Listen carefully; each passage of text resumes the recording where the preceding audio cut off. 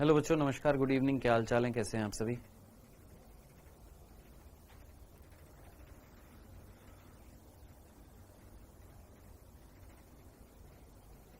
कैसे हो? बढ़िया हो? एकदम। मैं एकदम बढ़िया हूं। आप लोग कैसे हो? अच्छे हो?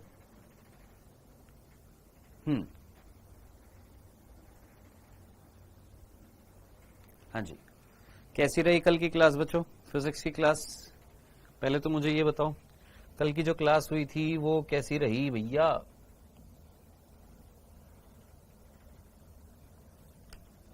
कल की क्लास जो हुई थी कैसन बा? ठीक बा? कैसी हुई कल की क्लास? नहीं दिख रही? अबे तुमको नहीं दिख रही, बाकी सब तो थे। हाँ जी, एक बार खोला। जरा एक बार मुझे बताइएगा, सर ने पूछा है, एक बार सर पूछ रहे थे। वेरी गुड सर, मस्त हुई थी सर, सब समझ में आ गया था सर। सर कल की फिजिक्स की क्लास की वीडियो नहीं मिल सकती है क्या? अरे बिल्कुल है बेटा वैष्णवी, आपके पास वीडियो है। कहां पर देखनी पड़ेगी इनको? कहां पर दिखती है? फ्री नीचे देखो ना, वहां पर फ्री क्लासेस में दिखेंगी। हाँ।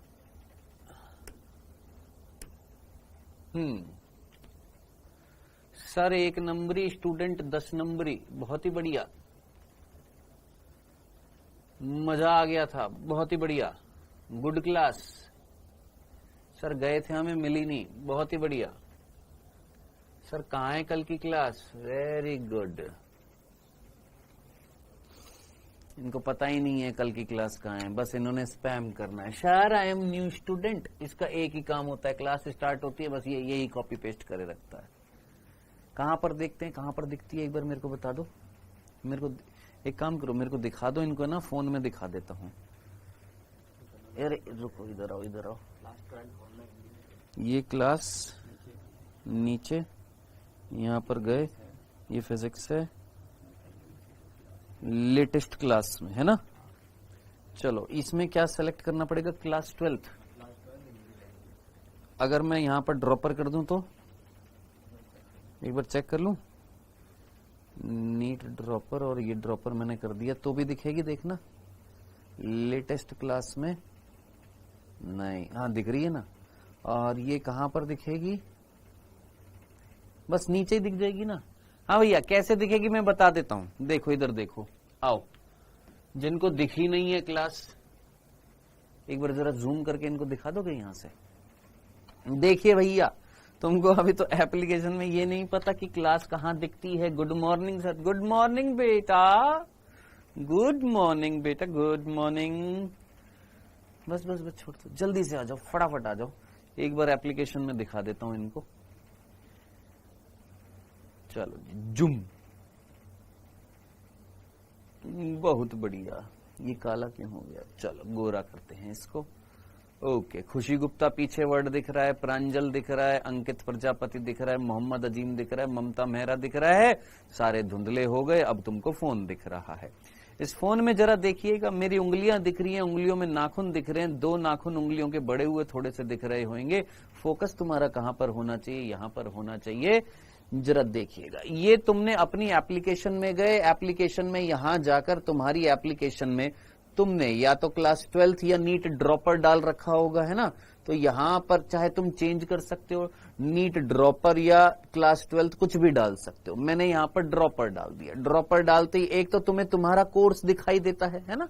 नीचे जब तुम जाओगे तो यहां पर लिखा होता है ऊपर फिजिक्स और साथ ही साथ बायोलॉजी। ऊपर लिखा होता है लेटेस्ट कोर्सेज। क्या लिखा होता है? लेटेस्ट कोर्सेज लिखा होता है। लेटेस्ट कोर्सेज में आपको फिजिक्स में क्लास दिखाई देगी, फिजिक्स में जो पढ़ाया वही आया, रुचि कटियार मैडम। फिजिक्स में जो पढ़ाया वही आया, फिर से वापस से, फिर आया पेपर, पता नहीं क्या लिखा हुआ था, फिर आया 2013 से 2024। फिर आपको एक सर दिखाई देंगे ब्लू कलर की टी शर्ट पहने हुए, और वो ब्लू कलर की टी शर्ट पहने हुए एक सर दिखाई देंगे। वापस से जरा जूम करना, और जूम करना, जूम। अरे जूम भाई, बस अब जरा, ये एक मैडम दिखाई दे रही होंगी, फिर उसके बाद एक सर दिखाई देंगे, विद्युत धारा लिखा हुआ, मोस्ट इंपॉर्टेंट टॉपिक।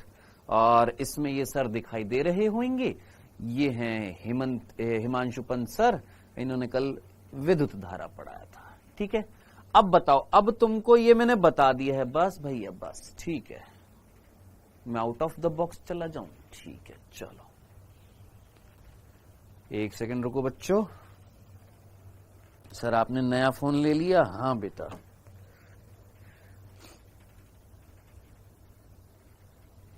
हो गया, ठीक है, रुको वो लगा देता हूं मैं। हाँ जी, ठीक है, ठीक है। कल क्लास हुई थी इनकी, इसीलिए मैंने, सर ने मुझसे पूछा था कि एक बार भाई बच्चों से पूछ लेना सर कि कैसी लगी क्लास। आप में से आधे ज्यादा को तो पता ही नहीं होगा कल क्लास हुई है। क्या बात है, गजब के बच्चे। हाँ भाई सर ये बता दीजिए, अपने आप करेंगे अब, ये बता दीजिए, वो बता दीजिए, ऐसा बता दीजिए, वैसा बता दीजिए।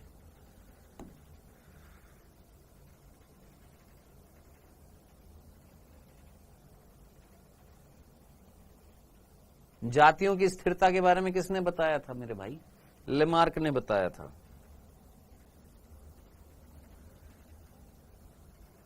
ठीक है जी, चलो जी, आइए बेटा।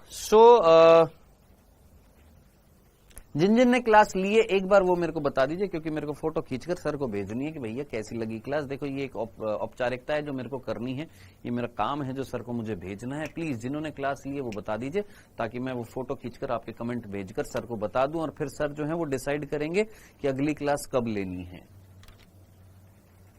जरा एक बार ये फोटो वोटो खींच देना यार।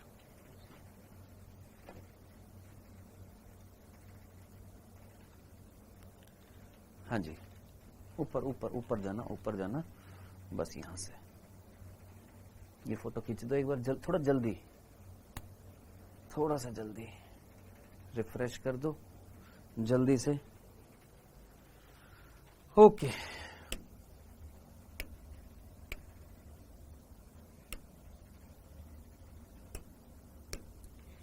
सो बेटा चैप्टर है उच्च पादपों में प्रकाश संश्लेषण।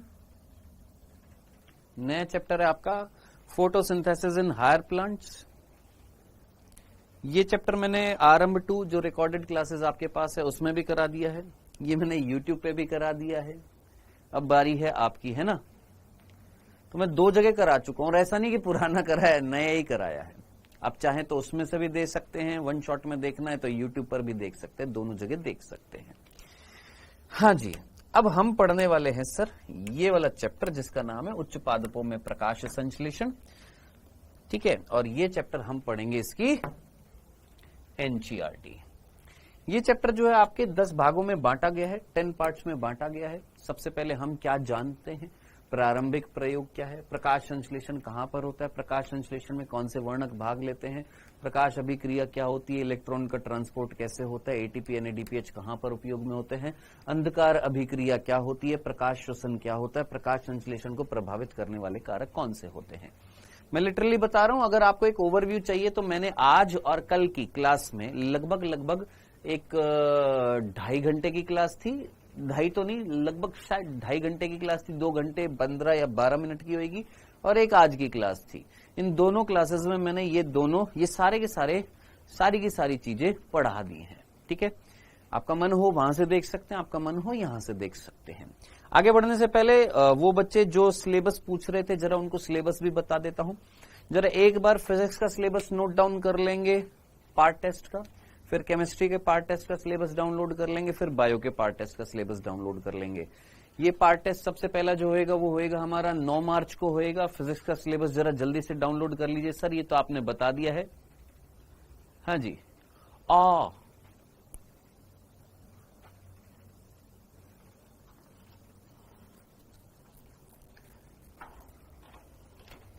हाँ जी, लीफ रह गया था यार, मेरे तो दिमाग से उतर गया। अरे बाबा, लीफ रह गई थी। शिट, मेरे दिमाग से उतर गया। मैं इतना मेरे ऊपर बर्डन है ना, मैं बता नहीं सकता हूं तुमको। पहले YouTube पर क्लास लो, फिर क्लास रिकॉर्ड करो, फिर ये वाली क्लास लो, फिर पेपर बनाओ, फिर होमवर्क दो, फिर उसके साथ हो। अरे बाबा कहाँ जाऊं मैं,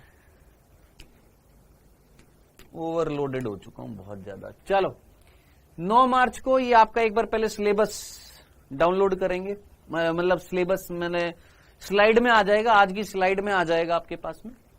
आज की स्लाइड जो है वहां से ये सिलेबस आ जाएगा, पार्ट 1, ठीक है, 9 मार्च को फिजिक्स का। फिर उसके बाद जो है पार्ट 2, यानी पार्ट 2 जो है फिजिक्स का सिलेबस 16 मार्च को जो होने वाला है, उसमें 6 चैप्टर हैं। किरण प्रकाशिकी एवं प्रकाशिकी यंत्र, तरंग प्रकाशिकी, परमाणु, नाभिका प्रकाश, विद्युत प्रभाव तथा द्रव तरंगे, अर्धचालक इलेक्ट्रॉन की। ये होएगा हमारा सेकंड यूनिट टेस्ट या सेकंड पार्ट टेस्ट होएगा। थर्ड पार्ट टेस्ट जो होएगा वो होएगा 23 मार्च को, मूलभूत गणित। ये सारे चैप्टर्स दे रखे, ये आई थिंक 11th क्लास का होएगा। फिर होएगा 30 मार्च को ये वाला। यानी देखो मोटे मोटे तौर पर जहां तक मुझे आइडिया आ रहा है, मेरे को ये लग रहा है कि 12th का स्टार्टिंग का पोर्शन हो जाएगा ये वाला। ऐसा ही है क्या, एक बार मुझे बता दीजिएगा। ये 12th का स्टार्टिंग का पोर्शन होएगा, ये 12th का बाद वाला पोर्शन होएगा, 2 पार्ट में। ये 11th का स्टार्टिंग का पोर्शन होएगा, फिर ये 11th का बाद वाला पोर्शन होएगा। ऐसा ही लग रहा है मेरे को। हाँ जी ऐसा ही है ना, हाँ तो बहुत सही है ये तो। सेम टू सेम बायो में, आई थिंक केमिस्ट्री में मुझे आइडिया नहीं है, बायो में भी सेम टू सेम है। बायो में कौन सी कंडीशन है सर, बायो में जो पार्ट टेस्ट 1 है उसमें स्टार्टिंग के 12th के चैप्टर, पार्ट टेस्ट 2 जो है उसमें रिमेनिंग चैप्टर, पार्ट टेस्ट 3 जो है उसमें 11th में जो चैप्टर है वो थोड़ा सा इस तरीके से दिए हैं मैंने। कोशिका, कोशिका चक्र, कोशिका विभाजन, जैवणु, प्राणी जगत, प्राणियों में संरचनात्मक संगठन, श्वसन यानी ह्यूमन फिजियोलॉजी। और फिर उसके बाद जो पार्ट टेस्ट 4 जो है उस जो 30 मार्च को है उसमें जो रिमेनिंग चैप्टर है, जीव, जीव जगत, वर्गीकरण, वनस्पति जगत, ये पूरा का पूरा। ये पारितंत्र कहां से आ गया, भोंदूलाल ने पारितंत्र क्यों डाल दिया यहां पर। पुष्पीय पादपों में प्रकाश संश्लेषण, और यहां पर जो 7वां जो होएगा वो क्या होएगा हमारा, उच्च पादपों में श्वसन। देख के काम नहीं करते हैं बताओ ये, पादपों में श्वसन। और यहां पर कहीं यहां तो नहीं कर दिया पादपों में श्वसन उसने, ये कौन सा था, पारितंत्र वाला था, कहीं इधर तो नहीं कर दिया इसने। भोंदूलाल है यार, एक नंबर। नहीं पारितंत्र यहां पर ठीक है, यहां पर एक चैप्टर उसने गलत लिख दिया था बनाने वाले ने, स्लाइड बनाने। पादपों में श्वसन होएगा, प्रकाश संश्लेषण, श्वसन, पादप वृद्धि परिवर्धन, ये बायो का सिलेबस हो जाएगा। हाँ जी स्लाइड में ऐड रहेगा। नेक्स्ट केमिस्ट्री पर आते हैं। केमिस्ट्री का जो पार्ट टेस्ट 1 है उसका सिलेबस आपको दिख रहा है, सेकंड का आपको दिख रहा है, थर्ड का आपको दिख रहा है, फोर्थ का आपको दिख रहा है। देखना है तो आराम से देख लीजिए, उसके बाद वैसे तो ये स्लाइड में आ जाएगा। जरा इसको क्लास से बाहर निकाल देना इसको, ये लिटिल नाम से जो है 3755000662 क्यों नहीं पढ़ा रहे, ये सर को पता होगा, मेरे को नहीं पता। ठीक है लगातार स्पैम करेगा, मैं क्लास से बाहर और निकाल दूंगा तेरे को। उन्होंने मना कर दिया कि तुम भोंदुओं को नहीं पढ़ा रहा मैं।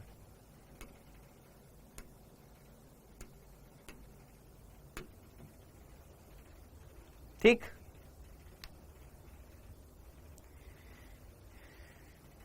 ये सिलेबस है पार्ट टेस्ट का। उसके बाद में जो फुल सिलेबस टेस्ट होंगे वो मैं आपको बता चुका हूं। फुल सिलेबस टेस्ट में मैंने आपको चीज ऑलरेडी समझा दी है कि total 5 syllabus full syllabus test होंगे। ठीक है डन। तो वो बालक जो मेरे पास फोन नंबर पता नहीं कहां से डिस्क्लोज हो रहे हैं, कौन किसको दे रहा है, मैसेज मत किया करो कि मेरे को फोन पे अलग से सिलेबस दे दूं। क्लास लिया करो, क्लास में सिलेबस बता दिया जाता है।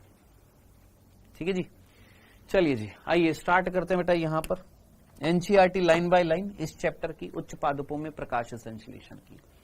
सभी प्राणी यहां तक कि मानव भी आहार के लिए पौधों पर निर्भर होता है। जितने भी, हाँ जी सर ये स्लाइड में रहेंगे, हाँ बेटा स्लाइड में रहेंगे। जितने भी प्राणी हैं, इनफैक्ट ह्यूमंस भी हैं, वो अपने भोजन के लिए किस पर निर्भर है सर, प्लांट्स पर निर्भर है, क्योंकि प्लांट्स भोजन बनाते हैं।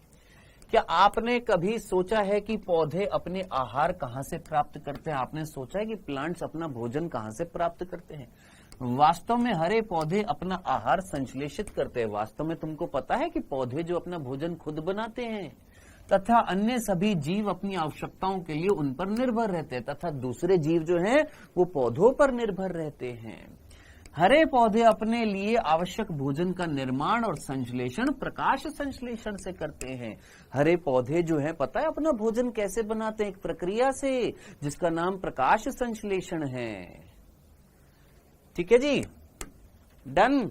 चलो, अरे यार मैं बार बार भूल रहा हूं दोस्त, लीफ करानी थी, लीफ करानी थी, लीफ करानी थी। मैं यहां पर आ गया था, लीफ करानी थी, लीफ करानी थी, लीफ करानी थी, लीफ करानी थी। पहले एक बार लीफ करा देता हूं, फिर उसके बाद में एक बार लीफ करा देता हूं, फिर उसके बाद में ये चैप्टर स्टार्ट करते हैं। देखिए, लीफ जो थी वो दो प्रकार की होती है। ठीक है, वो टॉपिक रह गया था लीफ वाला। लीफ जो होती है वो दो प्रकार की होती है। एक होती है समद्विपार्श्विक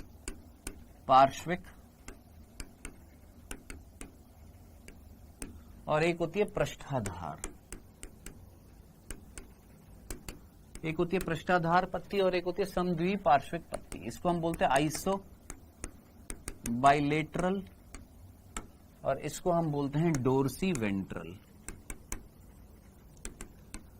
ये ज्यादातर डाइकॉट्स में पाई जाती हैं।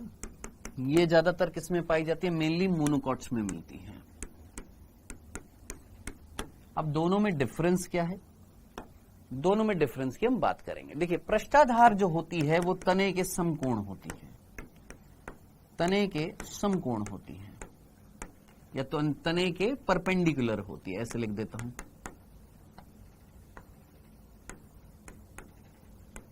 और ये जो होती है तने के पैरेलल होती है। तने की जो अक्ष जो होती है तने के पैरेलल होती है।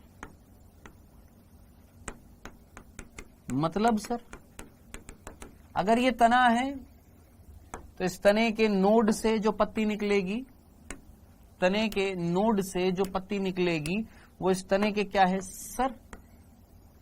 इस तरीके से पैरेलली मिल रही है। जबकि पृष्ठाधार पत्ती जो होगी वो कैसी होगी सर? इस तरीके से। तने की अक्ष ऐसी है तो ये ऐसी है, ये अगर ऐसी है तो ये इस तरीके से है। ठीक है, तो एक होती है हमारी कौन सी? आइसोबाइलेटरल, जिसको हमने बोला है समद्विपार्श्विक, और एक है हमारी पृष्ठाधार पत्ती जो इस तरीके से, इसका एक पृष्ठ भाग है और एक अधर भाग है। ठीक है जी, यहां तक की बात। अब आप मुझे बताइएगा, इस वाली पत्ती पर सूर्य का प्रकाश, ये वाली जो पत्ती जो होगी इस पर सूर्य का प्रकाश जो होगा, ये सोचो ये एक पत्ती है, यहां पर सूर्य है, सूर्य यहां से यहां आएगा तो यहां पर जितना प्रकाश, जब ये सूर्य यहां से आएगा तो यहां पर भी इतना प्रकाश, यानी दोनों सरफेस पर बराबर मात्रा में क्या मिल रहा है सर? प्रकाश। लेकिन एक पत्ती ऐसी है, इसमें प्रकाश इस सतह पर क्या होएगा? ज्यादा होएगा, और इस सतह पर क्या होएगा सर? कम होएगा। इतनी सी बात। तो ये जो दो प्रकार की पत्ती हैं, जिसमें एक इस तरीके से मिल रही है और एक इस तरीके से मिल रही है, जो इस तरीके से मिल रही है वो है हमारी ये पृष्ठाधार और ये हमारी समद्विपार्श्विक। और सम का मतलब ही क्या होता है? समान। द्वि का मतलब दो, और पार्श्विक मतलब पार्श्व क्षेत्र। ये एक पत्ती है जिसके ये दोनों सतह क्या कहलाएंगी? पार्श्व सतह कहलाएंगी। और दोनों पार्श्व सतह, द्वि मतलब दोनों पार्श्व सतह कैसी होंगी? समान होंगी, सेम होगी। उनके शारीरिकी जो होगी, उनकी एनाटमी जो होगी वो कैसी होगी? सेम होगी। जबकि इस प्रकार से जो पत्ती जो होगी, जिसमें पृष्ठ सतह और अधर सतह जो होगी, इनकी इंटरनल स्टडी करेंगे तो कैसी मिलेगी सर? डिफरेंट मिलेगी। अब क्या डिफरेंस मिलता है? आइएगा, यहां पर हम किसकी बात कर रहे हैं सर? पृष्ठाधार पत्ती की। तो पृष्ठाधार पत्ती जो होती है, पृष्ठाधार पत्ती जो होती है, उस पृष्ठाधार पत्ती के अंदर अगर हम देखें तो पृष्ठाधार पत्ती में आउटर मोस्ट लेयर जो होगी वो कौन सी होगी दोस्त? सर आउटर मोस्ट लेयर तो हमारी कौन सी होगी सर? एपिडर्मिस होगी, बाह्य त्वचा होगी। आउटर मोस्ट लेयर कौन सी होगी सर? बाह्य त्वचा होगी। हाँ जी, कौन सी होगी? बाह्य त्वचा होगी। आउटर मोस्ट लेयर कौन सी है सर? बाह्य त्वचा है। कौन होगी? बाह्य त्वचा। अब आप मुझे बताइएगा, इस बाह्य त्वचा पर रंध्र पाए जाएंगे? जल्दी से, क्या क्या बाह्य त्वचा पर रंध्र पाए जाएंगे? देखो जो क्लास में बैठे वो जवाब दीजिए, बाकी जिनको टाइम वेस्ट नहीं करना, मैं सच्ची बोल रहा हूं क्योंकि ये सारी चीजें मैं पढ़ा चुका हूं। आपके पास लाइव, जरूरी नहीं है कि आप लाइव लेक्चर ही लो तो ही समझ में आएगा, आपके पास रिकॉर्डेड लेक्चर है, उसमें भी ये पढ़ा चुका हूं। वहां से पढ़कर 2 मिनट में खत्म करके आप आगे बढ़ सकते हैं, अपना सिलेबस जल्दी से कंप्लीट कर क्वेश्चंस की प्रैक्टिस कर सकते हैं। वो थोड़ा सा स्मार्टनेस होगी, बाकी आपको नहीं, हाँ हमको लाइव में समझ में आता है तो लाइव में लीजिए। पृष्ठाधार पत्ती जो होगी, उस पृष्ठाधार पत्ती में ये पृष्ठ सतह, ये अधर सतह है। जरा सोचिए, क्या यहां पर रंध्र होंगे? क्या यहां पर रंध्र होंगे? यस सर, रंध्र होंगे। अब आप मुझे बताइएगा, यहां पर रंध्र ज्यादा होंगे कि यहां पर रंध्र ज्यादा होंगे? सर निचली सतह जो होगी यहां पर रंध्र क्या होंगे सर? ज्यादा होंगे। ऊपरी सतह पर रंध्र या तो होंगे नहीं और होंगे तो बहुत कम होंगे, या तो होंगे ही नहीं और होंगे तो बहुत ही कम होंगे। क्यों सर? क्योंकि मेरे भाई यहां पर डायरेक्टली प्रकाश पड़ रहा है, और अगर यहां पर सीधा प्रकाश पड़ रहा है, यहां प्रकाश नहीं पड़ रहा है, सीधा प्रकाश पड़ेगा तो जरा सोच, वाष्पोत्सर्जन ज्यादा हो जाएगा। इमेजिन कर अगर यहां पर ज्यादा रंध्र होते, सारा का सारा पानी निकल जाता। हाँ सर, तो हमें तो पानी को निकलने से क्या करना है सर? बचाना है। तो यहां पर रंध्र जो होंगे वो संख्या में क्या होंगे? बहुत कम होंगे, 1-2 रंध्र होंगे या होंगे भी नहीं। साथ ही साथ ऊपर क्या पाई जाएगी? एक मोटी क्यूटिकल पाई जाएगी। क्या पाई जाएगी सर? मोटी क्यूटिकल पाई जाएगी। क्या पाई जाएगी? मोटी सी क्यूटिकल पाई जाएगी। जबकि नीचे जो है वो पतली क्यूटिकल पाई जा रही है। नीचे क्या पाई जा रही है सर? पतली क्यूटिकल पाई जा रही है, और नीचे की तरफ रंध्रों की संख्या भी क्या होगी सर? ज्यादा होगी। नीचे की तरफ रंध्रों की संख्या क्या होगी? अब सर रंध्र नीचे क्यों ज्यादा? अरे बेटा, बिना रंध्र के तो जल नहीं खींच सकते। ये मैंने आपको बताया था कि वाष्पोत्सर्जन जरूरी भी है लेकिन एक नेगेटिव प्रक्रिया है। तो रंध्र तो होंगे गैसेस के एक्सचेंज के लिए, वाष्पोत्सर्जन के लिए, लेकिन ऊपर कम होंगे या होंगे नहीं, नीचे ज्यादा होंगे।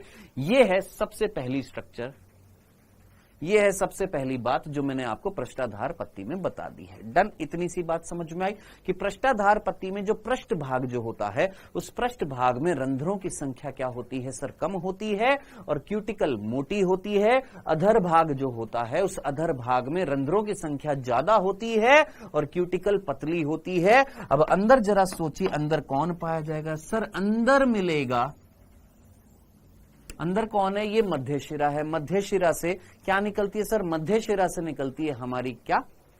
Xylem phloem. अब आप मुझे बताइए, बचा हुआ भरण ऊतक तंत्र कौन बना रहा है? महिमा। एक ही चीज को कॉपी पेस्ट करोगे, इससे आप ही पगलेट साबित होएंगे। हाँ जी, जल्दी से मुझे बताइएगा, यहां पर फटाफट मुझे बताइएगा। मतलब इतने भोंदूलाल है ना तुम लोग, इतने भोंदूलाल हो, तुमको 10 बार एक चीज बताई जाती है तब तुम्हारी बुद्धि में। हमको एनसीईआरटी समझ में नहीं आती, तो फिर क्यों पढ़ने आए थे? फिर तुमको कुछ समझ में ही नहीं आता है तो फिर क्यों पढ़ रहे हो? बंद कर दो।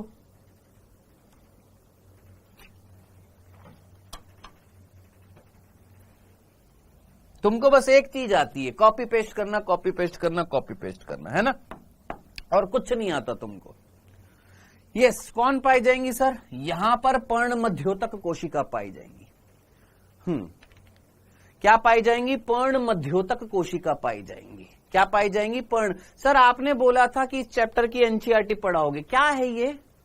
पढ़ा रहा हूं ना, थोड़ा पेशेंस रख सकती हो तुम, हैं? पता नहीं आजकल के जो जनरेशन आ रही है ना, इस जनरेशन में मतलब जो बच्चे जो है, इनके अंदर पेशेंस नाम की चीज नहीं है बिल्कुल भी। टीचर को कुछ समझना नहीं, पेशेंस रखना नहीं, और फिर चिल्लाएंगे हमारा सिलेक्शन क्यों नहीं होता, हमारे मार्क्स क्यों नहीं बढ़ते, हमको ये चीज समझ में क्यों नहीं आती। प्रॉब्लम तुम्हारे साथ है दोस्त। चलिए जी, यहां पर क्या पाई जाएंगी? पर्ण मध्योतक कोशिका पाई जाएंगी, और वो पर्ण मध्योतक कोशिका जो है ऊपरी सतह की तरफ और निचली सतह की तरफ किस तरीके से पाई जा रही है वो देखिएगा। ऊपरी सतह की तरफ इस तरीके से स्तंभ के रूप में पाई जा रही है।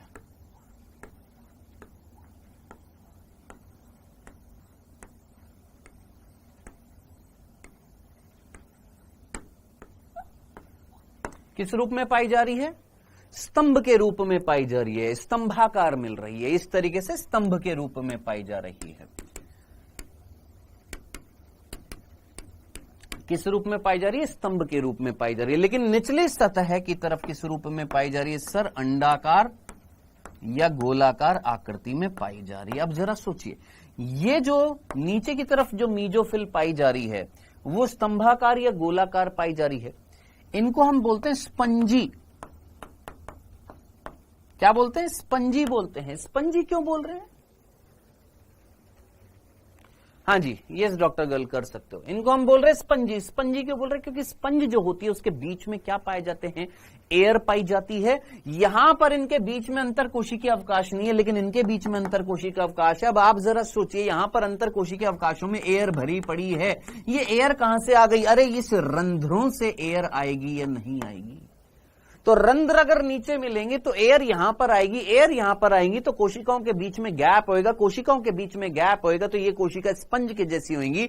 तो ये होती है हमारी स्पंजी पैरेन्काइमा, ये स्पंजी मीजोफिल सेल होती है। और ये जो होती है इसको हम पैलिसेड या स्तंभाकार मीजोफिल सेल्स बोलते हैं। तो इंटरनल जो होती है, इंटरनली पृष्ठाधार पत्ती जो होती है, उसमें दो प्रकार की मीजोफिल सेल्स पाई जाती हैं, एक अभ्यक्ष और एक अपाक्ष। दो सतह आपको याद आ रही होंगी, एक अपाक्ष सतह होती है, एक अभ्यक्ष सतह होती है, एक पृष्ठ सतह है, एक अधर सतह है। तो यहां पर जो मिलेगी वो कैसी होंगी? स्तंभाकार होंगी, और नीचे की तरफ जो मिलेंगी वो कैसी होंगी? स्पंजी होंगी। इतनी सी बात समझनी थी। अब आप मुझे डायरेक्टली बताएंगे, फटाफट मुझे बताएंगे,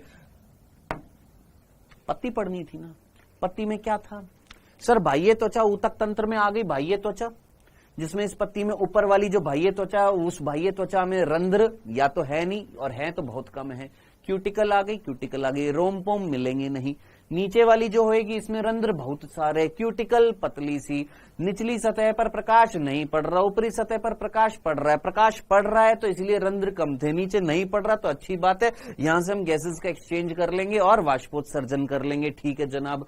नेक्स्ट, अंदर कौन होंगे सर? जाइलम फ्लो में होंगे। किस में होंगे? मध्य शिरा में होंगे। बाकी बचा इंटरनल स्टडी में हमने क्या देखा? यहां पर जो मीजोफिल सेल्स जो है यहां पर स्तंभ के रूप में पाई जा रही है और यहां पर स्पंज के रूप में पाई जा रही है। ये इंटरनल स्टडी करी थी। अब आप मुझे बताएंगे संवहन बंडल यहां पर कैसे होंगे, संवहन ऊतक यहां पर कैसे होंगे, किस प्रकार के होंगे संवहन ऊतक? जल्दी से मुझे बताइएगा, संवहन ऊतक यहां पर किस प्रकार के होंगे? जल्दी से मुझे बताइए, फटाफट मुझे बताएंगे। संयुक्त होंगे कि अरीय होंगे? जल्दी बताएंगे, संयुक्त होंगे कि अरीय होंगे? संयुक्त होंगे कि अरीय होंगे? वेल्डन जे चौधरी, बहुत ही बढ़िया। संयुक्त होंगे कि अरीय होंगे? संयुक्त होंगे कि अरीय होंगे? वेल्डन कमलेश, वेल्डन आंचल। और कैसे होंगे सर? संयुक्त होंगे। किस प्रकार के होंगे? संयुक्त होंगे। किस प्रकार के होंगे? संयुक्त होंगे, संयुक्त होंगे। जितने भी बच्चे हैं जो ग्रुप में ऐड है, व्हाट्सएप के ग्रुप में, इस क्लास को अभी बंद करेंगे, फटाफट अपने नेक्स्ट सिलेबस की, नेक्स्ट टेस्ट की तैयारी करेंगे। जितने भी बच्चे ग्रुप में एडेड हैं, अपने पेपर की तैयारी करिए, इस क्लास को बंद करिए। मुझे देखना या क्लास यहां पर ये चीज पढ़ना इंपॉर्टेंट नहीं है। क्यों? क्योंकि ये सारी चीजें आपके पास आरंभ 2 में दी हुई हैं, आपके पास एक्सेस है। आपको ये वाला चैप्टर जो है फोटोसिंथेसिस वाला ऑलरेडी करा चुका हूं यूट्यूब पर, अगर आप देख लेंगे, आरंभ 2 देख लेंगे, आपका कवर हो जाएगा। अपने टेस्ट की तैयारी करिए, वो इंपॉर्टेंट है। हाँ जी, संयुक्त होंगी कि कैसी होंगी? सर संयुक्त होंगी। जल्दी से मुझे बताएंगे, संवहन बंडल कैसे संयुक्त हैं? बंद हैं कि खुले हैं? सर कैसे होंगे? बंद होंगे। बंद क्यों होंगे? क्योंकि यहां पर भैया द्वितीय वृद्धि नहीं होती है। क्या नहीं होती? द्वितीय वृद्धि नहीं होती। तो कैसे होते हैं सर? संयुक्त होते हैं, बंद होते हैं। किस प्रकार के होते हैं? संयुक्त होते हैं, बंद होते हैं। नेक्स्ट, जल्दी से सोचिए, यहां पर जाइलम जो है वो कैसा है? जाइलम जो है वो कैसा है? जाइलम जो है वो किस प्रकार का है? बाह्य आदि दारू था कि अंत्य आदि दारू था? ये मुझे बताएंगे।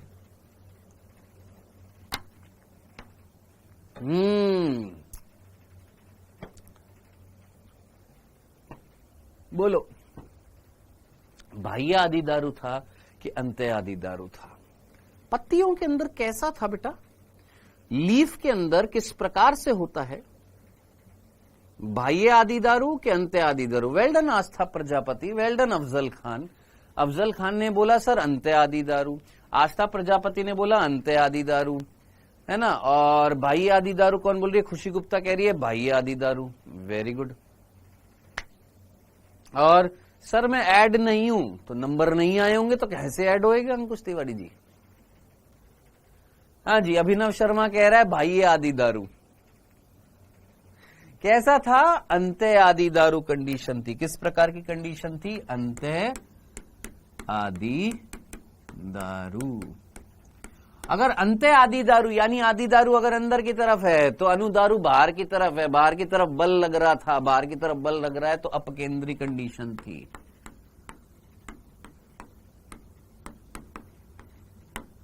सेंट्रीफ्यूगल कंडीशन थी। सर ऐसी चीज तो हमने किसमें देखी थी? सर ऐसी चीज तो हमने किसमें देखी थी? सर लीफ में देखी थी। ऐसी चीज हमने किसमें देखी थी? सर रूट में देखी थी। खत्म, बस इतनी सी बात थी, समझना था। अब ये कौन है? पृष्ठाधार पत्ती। दूसरी पत्ती जो होगी समद्विपार्श्विक। समद्विपार्श्विक पत्ती में सिंपल सी चीज है, सिंपल सी चीज, इसकी दोनों सतह पर, दोनों बाह्य त्वचा पर, दोनों बाह्य त्वचा जो होंगी, क्या उसमें रंध्रों की संख्या डिफरेंट होगी कि सेम होगी? सर दोनों बाह्य त्वचा पर रंध्रों की संख्या जो होगी वो कैसी होगी? सर सेम होगी। रंध्रों की संख्या कैसी होगी? सेम होगी। रंध्रों की संख्या क्या होगी? सेम होगी। इसकी यहां पर रंध्रों की संख्या डिफरेंट थी। पृष्ठ सतह पर कम थी, अधर सतह पर क्या थी? ज्यादा थी। यहां पर कैसी होगी? सेम होगी। यहां पर जो मीजोफिल सेल्स जो पाई जा रही थी, यहां पर मीजोफिल सेल्स जो पाई जा रही थी वो दो प्रकार की थी। एक थी स्पंजी पैरेन्काइमा या स्पंजी मृदुतक या स्पंजी आपकी मीजोफिल, और एक थी आपकी स्तंभाकार। यहां पर दो प्रकार की नहीं होंगी मीजोफिल सेल। यहां पर मीजोफिल सेल्स जो होंगी वो दो प्रकार की नहीं होंगी, वो एक ही प्रकार की होंगी। क्यों सर? अरे आप थोड़ा कॉमन सेंस लगाओ ना यार। दो प्रकार की पत्ती हैं, एक इस प्रकार की पत्ती है, एक इस प्रकार की पत्ती है। इस प्रकार की पत्ती पर इतना प्रकाश जितना यहां पर मिलेगा, यहां पर भी उतना मिलेगा। तो यहां पर जो इंटरनल भाग होएगा और यहां का जो इंटरनल भाग होएगा दोनों सतह का सेम होएगा। तो क्या यहां पर स्पंजी और स्तंभाकार मिलेंगी? नहीं, सारी की सारी कैसी होंगी? आपकी कैसी होंगी? या तो अंडाकार या गोलाकार प्रकार की क्या होंगी? यहां पर मीजोफिल सेल्स होंगी, एक ही प्रकार की होंगी। यहां पर रंध्रों की संख्या समान होएगी, क्यूटिकल की मोटाई समान होएगी। खत्म। इतनी सी थी ये दो प्रकार की लीफ, इतना सा था,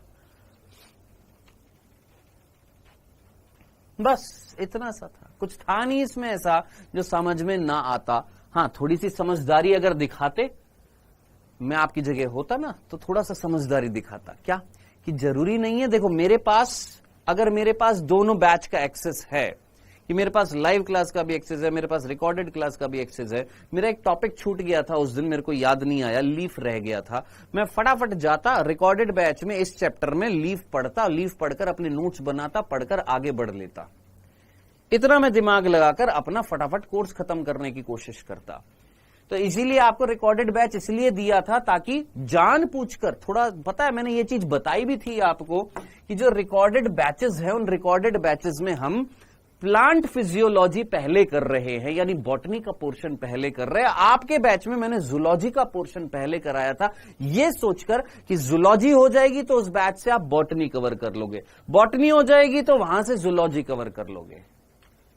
तो ये था एम कि भैया एक ही चीज को दो बार पढ़ाना पड़ेगा, उससे बेटर है कि आप एक ही चीज को दोनों जगह से कवर कर सकते हो। बट इट्स कोई बात नहीं, यहां पर मैंने आपको बता दिया। अब आगे बढ़ते हैं और हमारा जो चैप्टर चल रहा है कौन सा, फोटोसिंथेसिस वाला, इसको आगे कंटिन्यू करते हैं। तो फोटोसिंथेसिस में मैंने ये भी आपको उस बैच में भी पढ़ा दिया, यूट्यूब पर भी करा दिया, दो पार्ट में करा दिया। अब आप जरा यहां पर एनसीईआरटी लाइन बाय लाइन कर रहे हैं। इतना सफिशिएंट होगा कि इससे भी पेट नहीं भरेगा, मेरे को ये बता देना। इतना सफिशिएंट होगा कि इससे भी पेट नहीं भरेगा, इतना तो सफिशिएंट होएगा, इतना सफिशिएंट होएगा। यहां तक की बात तो सफिशिएंट होएगी ना।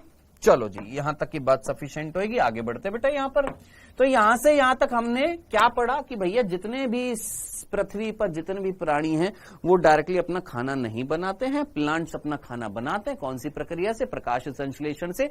इसीलिए दूसरे जीव जो है उन पर निर्भर होते हैं। चलो जी, बहुत ही बढ़िया। अतः वह स्वयपोषी होते हैं। कौन स्वयपोषी होते हैं? प्लांट स्वयपोषी होते हैं। आप पहले ही पढ़ चुके हैं कि स्वपोषी संश्लेषण केवल पौधों में ही पाया जाता है तथा अन्य सभी जीव जो अपने भोजन के लिए पौधों पर निर्भर करते हैं विषमपोषी कहलाते हैं। मतलब ये लाइनें पढ़ते हुए मेरे को ऐसे लग रहा है कि यहां पर ये चीज समझाने की जरूरत तो नहीं है ना। इतना समझ में आ रहा है कि पौधे जो है स्वपोषी अपना खाना खुद बना रहे हैं, तो दूसरे जीव जो उन पर निर्भर है वो क्या कहलाएंगे सर? विषमपोषी कहलाएंगे। यह एक ऐसी भौतिक रासायनिक प्रक्रिया है, याद रखना, यहां से प्रश्न पूछा जा सकता है। कौन? प्रकाश संश्लेषण कैसी प्रक्रिया है? भौतिक रासायनिक प्रक्रिया है जिसमें कार्बनिक यौगिकों का संश्लेषण करने के लिए प्रकाशीय ऊर्जा का उपयोग करते हैं। क्या सर? फोटोसिंथेसिस एक ऐसी प्रक्रिया होती है जो कैसी होती है? भौतिक रासायनिक। भौतिक क्यों बोला? आप लाइट को फील कर पा रहे हो? अब जरा सोचो, मैं यहां पर लाइट बंद कर दूं, नहीं होगी फील। ऑन कर दूं, लाइट फील कर पा रहे हो? हाँ। तो लाइट जो है क्या वो एक फिजिकल एंटिटी है? हाँ सर। और आप उस लाइट की प्रेजेंस में रासायनिक परिवर्तन करने वाले हो, कार्बन डाइऑक्साइड जल को यूज में लेकर ग्लूकोज बनाओगे। तो क्या फोटोसिंथेसिस एक भौतिक रासायनिक प्रक्रिया है, एक फिजियोकेमिकल प्रोसेस होती है? हाँ सर। जिसमें आप क्या करते हो सर? प्रकाश कौन है सर? ऊर्जा। उस ऊर्जा का उपयोग करते हुए आप किसका निर्माण करोगे सर? ग्लूकोज का। ग्लूकोज कौन है सर? कार्बनिक पदार्थ। खत्म खल्लास। यस खुशबू, बिल्कुल बिल्कुल टाइम वेस्ट नहीं करना है दोस्त। जिन्होंने ये चैप्टर YouTube पर पढ़ लिया, जिन्होंने ये चैप्टर और जल्दी कवर करना है, आप बिल्कुल जल्दी से जाकर कवर कर सकते हैं। मैं सीधा सीधा बोल रहा हूं, क्वेश्चंस की प्रैक्टिस करिए जितना ज्यादा हो सकता है। अब अतः कुल मिलाकर पृथ्वी पर रहने वाले सारे जीव ऊर्जा के लिए सूर्य के प्रकाश पर निर्भर करते हैं। इस पृथ्वी पर जितने भी जीव हैं सबको खाना चाहिए। हाँ, और सबको अगर खाना चाहिए तो जो खुद खाना बना रहे हैं वो तो प्रकाशीय ऊर्जा का इस्तेमाल कर ही रहे हैं। और जो खुद खाना नहीं बना सकते, जैसे हमारे शरीर के अंदर खाना नहीं बनता लेकिन हम प्लांट से तो ले रहे हैं ना, तो प्लांट कौन सी ऊर्जा ले रहे हैं? प्रकाशीय ऊर्जा। तो हम क्या प्रकाशीय ऊर्जा डायरेक्टली ले रहे हैं? नहीं सर, इनडायरेक्टली तो ले ही रहे हैं। कैसे सर? अरे प्रकाश को अवशोषित करके भोजन बनाया पादपों ने और तूने वो भोजन ले लिया, तो कहीं ना कहीं तू भी सूर्य के प्रकाश पर निर्भर नहीं कर रहा? बिल्कुल कर रहा है। तो जितने भी जीव हैं वो सारे के सारे किस पर निर्भर हैं? सूर्य के प्रकाश पर निर्भर हैं।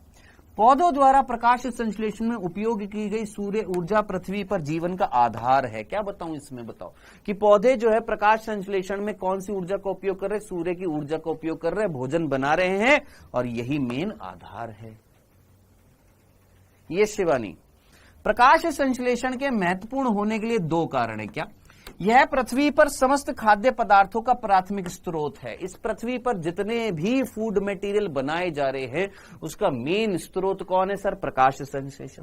तथा वायुमंडल में ऑक्सीजन छोड़ता है। यही एक ऐसी प्रक्रिया है जिसके कारण वायुमंडल में ऑक्सीजन है। अगर प्रकाश संश्लेषण ना हो तो ऑक्सीजन नहीं होगी, ऑक्सीजन नहीं होगी तो हम खत्म हो जाएंगे, सभी जीव खत्म हो जाएंगे। कौन से? वायवीय।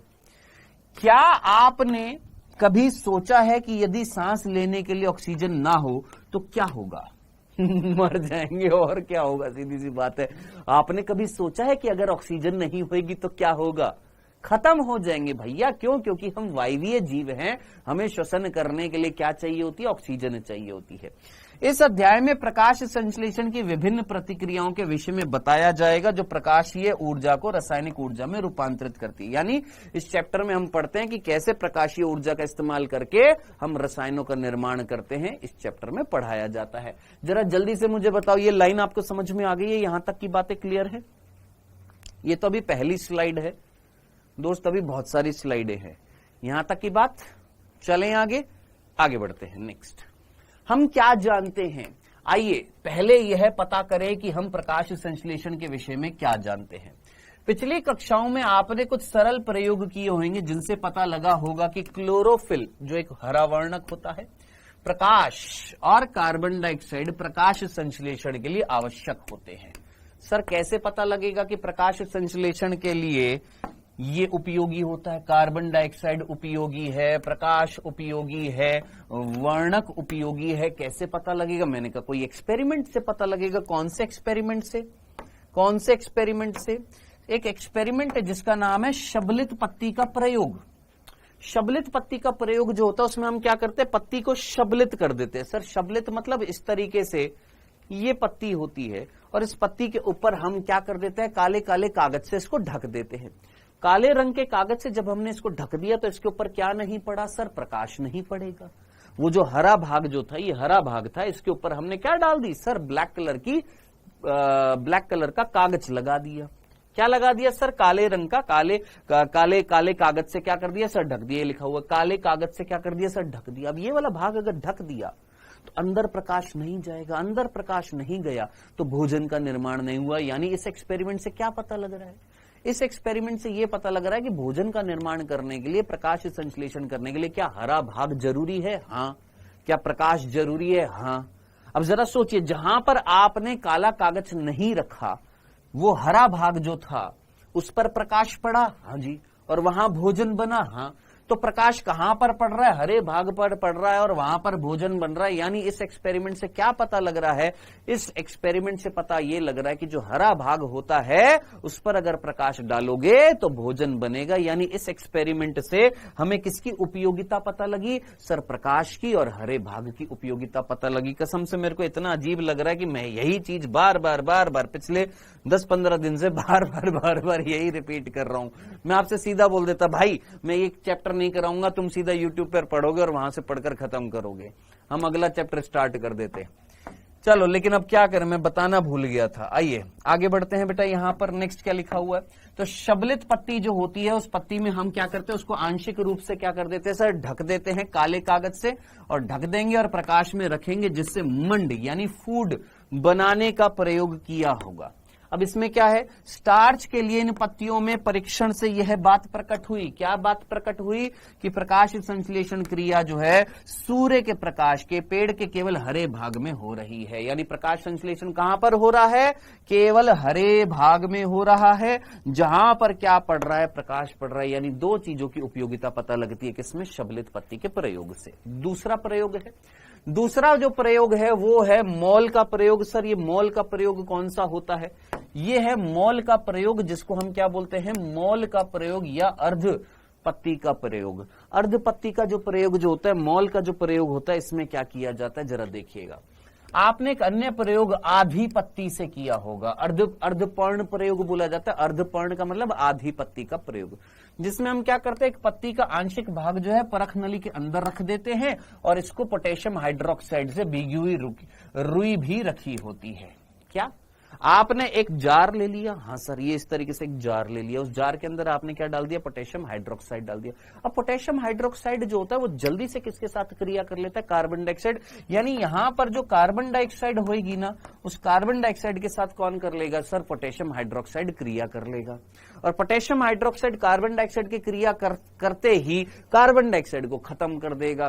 कार्बन डाइऑक्साइड सारी की सारी इस जार के अंदर अगर खत्म हो जाएगी तो जरा सोचिए, हमने इस जार के अंदर अगर पत्ती डाल दी, पत्ती का आधा भाग जार के अंदर है, आधा भाग जार के बाहर है, और इसको हमने प्रकाश में रखा, प्रकाश आने दिया, जार के अंदर कार्बन डाइऑक्साइड खत्म, इस जार के अंदर कार्बन डाइऑक्साइड खत्म हो गई है, बाहर कार्बन डाइऑक्साइड है।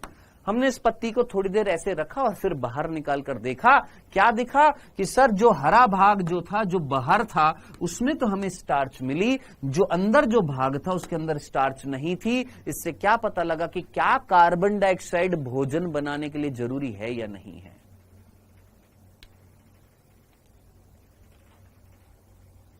हाँ जी, क्या इससे यह पता लगा कि भोजन बनाने के लिए क्या जरूरी है, कार्बन डाइऑक्साइड। पोटेशियम हाइड्रोक्साइड जो है कार्बन डाइऑक्साइड को अवशोषित करता है, जबकि शेष भाग जो होता है उसको प्रकाश में रहने दिया जाता है। यानी आधा भाग अंदर डाल दिया, आधा भाग बाहर रखा, जो बाहर है वो प्रकाश की उपस्थिति में, जो अंदर था अंदर कार्बन डाइऑक्साइड नहीं मिलेगी।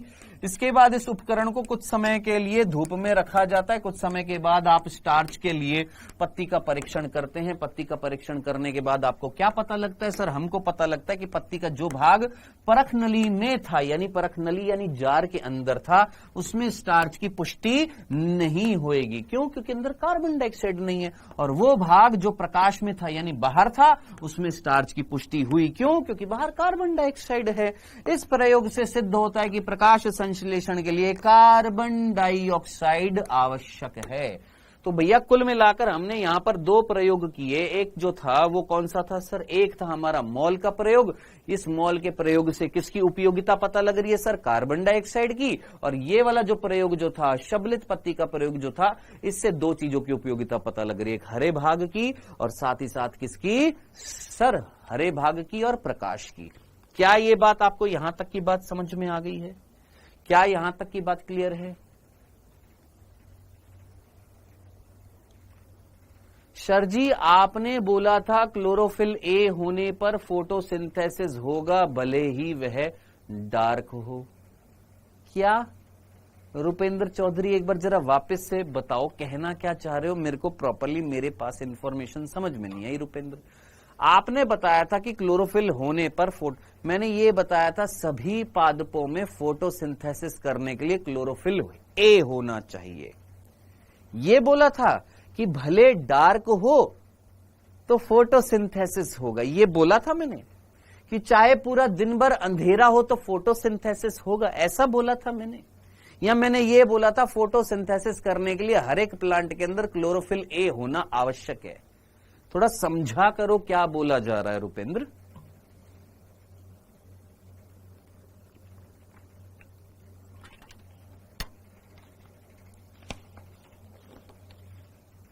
आगे बढ़ते हैं नेक्स्ट। प्रारंभिक प्रयोग जो हैं उसमें आपके सबसे पहले कई सारे प्रयोग हैं जिनमें प्रकाश संश्लेषण के लिए कई सारे प्रयोग किए गए थे, जिसमें सबसे पहले है जोसेफ प्रिस्टले। 1770 में बहुत से प्रयोग किए जिसमें पता लगा कि हरे पौधे की वृद्धि में हवा की एक अनिवार्य भूमिका होती है। क्या कि जो हरे पौधे जो होते हैं अगर उनको वृद्धि करनी है तो उसमें हवा की एक बहुत ही महत्वपूर्ण भूमिका है। आपको याद होगा कि प्रिस्टले ने 1774 में ऑक्सीजन की खोज करी थी, ये जरूर याद रखना। 1770 में उन्होंने अपना प्रयोग किया था, लेकिन 1774 में उन्होंने ऑक्सीजन की खोज करी थी, याद रखना। प्रिस्टले ने देखा कि एक बंद स्थान जैसे कि एक बेल जार में, बेल जार क्या होता है? इस तरीके से होता है, ये बेल जार होता है। इस बेल जार के अंदर भैया जलने वाली मोमबत्ती जल्दी बुझ जाती है। इसी प्रकार चूहे को रखा तो चूहा जल्दी ही उसका दम घुट जाता है। अब आप जानते हैं ना ये कैसे हुआ है? क्या मैं इसमें टाइम वेस्ट करूं या फटाफट इसको आगे ले चलूं? ये चीज जानते हैं ना कि ये क्यों बुझ गई, ये क्यों मर गया? सीधी सी बात है, ये श्वसन करेगा, कार्बन डाइऑक्साइड निकालेगा, जलेगी, कार्बन डाइऑक्साइड निकालेगी, हवा कैसी हो जाएगी? अशुद्ध हो जाएगी। इसको जलने के लिए ऑक्सीजन चाहिए, ऑक्सीजन सारी खत्म हो गई है। इसको जिंदा रहने के लिए ऑक्सीजन चाहिए, वो सारी खत्म हो गई है। तो ये क्या हो जाएगा सर? ये बुझ जाएगी, ये मर जाएगी। यानी इन दोनों ने वायु को क्या कर दिया? अशुद्ध कर दिया। वायु की शुद्धिकरण के लिए यहां पर उन्होंने किसको रखा था सर? पुदीने के पादप को रखा था। पुदीने का पादप क्या कर रहा है? प्रकाश संश्लेषण कर रहा है और इस वायु को क्या कर रहा है? शुद्ध कर रहा है। तो मेरे भाई ये सारी की सारी बातें जो है अपन देख चुके। मैं ज्यादा टाइम वेस्ट नहीं करना चाहता हूं बिना फालतू की अनवांटेड चीजें जिनसे ये तुम ऑलरेडी जानते हो, पढ़ते हो। इन अवलोकनों के आधार पर उन्होंने यह निष्कर्ष निकाला कि चाहे जलती मोमबत्ती हो अथवा कोई प्राणी जो वायु से सांस लेते हैं वह हवा को क्षति पहुंचाते हैं। लेकिन जब उसने बेल जार में एक पुदीने का पौधा रखा तो उसने पाया कि चूहा जीवित रहा और मोमबत्ती भी सतत जलती रही। इस आधार पर प्रिस्टले ने निम्न परिकल्पना की, पौधे उस वायु की क्षतिपूर्ति करते हैं जिससे सांस लेने वाली प्राणी जलती हुई मोमबत्ती को कम कर देते हैं। यहां से यहां तक की लाइन में क्या चीज समझ में नहीं आई? जरा जल्दी से मुझे बताओ। देखो मैं एक टारगेट दे देता हूं, ऐसे मैं कराऊंगा, मेरे को पता है यहां पर टाइम वेस्ट हो जाएगा बहुत ज्यादा। आप एक काम कर सकते हो, आप एक काम कर सकते हो। अच्छा मुझे बताओ, आप में से कितने बच्चों ने इस चैप्टर का कोई भी लेक्चर नहीं देखा है अभी तक? कोई ऐसा बच्चा जिसने एक भी लेक्चर नहीं देखा है इस चैप्टर का? ना ही यूट्यूब पर, ना ही रिकॉर्डेड वाला। कोई ऐसा बच्चा जिसने इस चैप्टर को बिल्कुल भी नहीं पढ़ा है? कोई है? कोई ऐसा बच्चा है? जरा हाथ खड़ा करके मेरे को बता दीजिए। कोई ऐसा बच्चा ना ही यूट्यूब पर देखा हो और ना ही रिकॉर्डेड लिया हो? कोई ऐसा बच्चा है? यूट्यूब पर भी देख लिया सफिशिएंट है, मैं वो नहीं कह रहा। मैं कह रहा हूं यूट्यूब पर देख लिया हो या रिकॉर्डेड देख लिया। कोई ऐसा जिसने दोनों ही नहीं किया हो? कोई ऐसा है जिसने अभी तक एक भी नहीं लिया है? ना रिकॉर्डेड लेक्चर लिया है, ना ही यूट्यूब पर लिया है। तो जिन्होंने ये किया है, आप आज एक काम करेंगे, आपके लिए दंड यही है दोस्त, आप लोगों का दंड है ये। क्या दंड है आपका? दंड ये है दोस्त कि आज आपने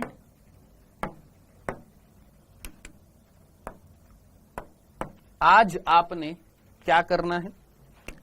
आज आपने या तो YT से या आरंभ 2 से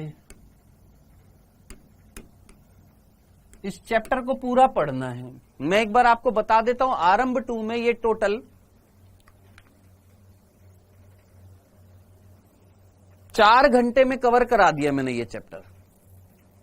सुन लो पहले एक बार मेरी बात सुन लो पहले मेरी बात सुनो। YT पे भी ऑलमोस्ट 4 घंटे में कवर कराया, आरंभ 2 में भी ये 4 घंटे में कवर कराया, लेकिन आरंभ 2 में थोड़ा सा डिटेल में पढ़ाया है। YT में वो फ्लो के साथ नहीं, क्योंकि यहां पर मेरे पास एक लिमिटेड टाइम था। तो आप दोनों से कवर कर सकते हो, दोनों चीजों से कवर कर सकते हो, कहीं से भी कवर कर सकते हो। लेकिन जिन्होंने पढ़ लिया है, सुनो, जिन्होंने नहीं पढ़ा है वो तो पहले यहां से कवर करेंगे, और जिन्होंने पढ़ लिया है आज NCERT कवर करेंगे। और NCERT कवर करने के बाद, ये पूरी NCERT पढ़ने के बाद में, ये पूरी की पूरी NCERT पढ़ने के बाद में कल आप आएंगे, क्योंकि कल मेरी क्लास होएगी, कल आप आएंगे और कल आकर मेरे को फोटो भेजेंगे कौन सी NCERT की लाइन की, या जिन्होंने पढ़ लिया मेरे को बता दीजिए अभी के अभी कि सर हमें NCERT की ये लाइन समझ में नहीं आई है। महिमा बता सकती हो आप बेटा?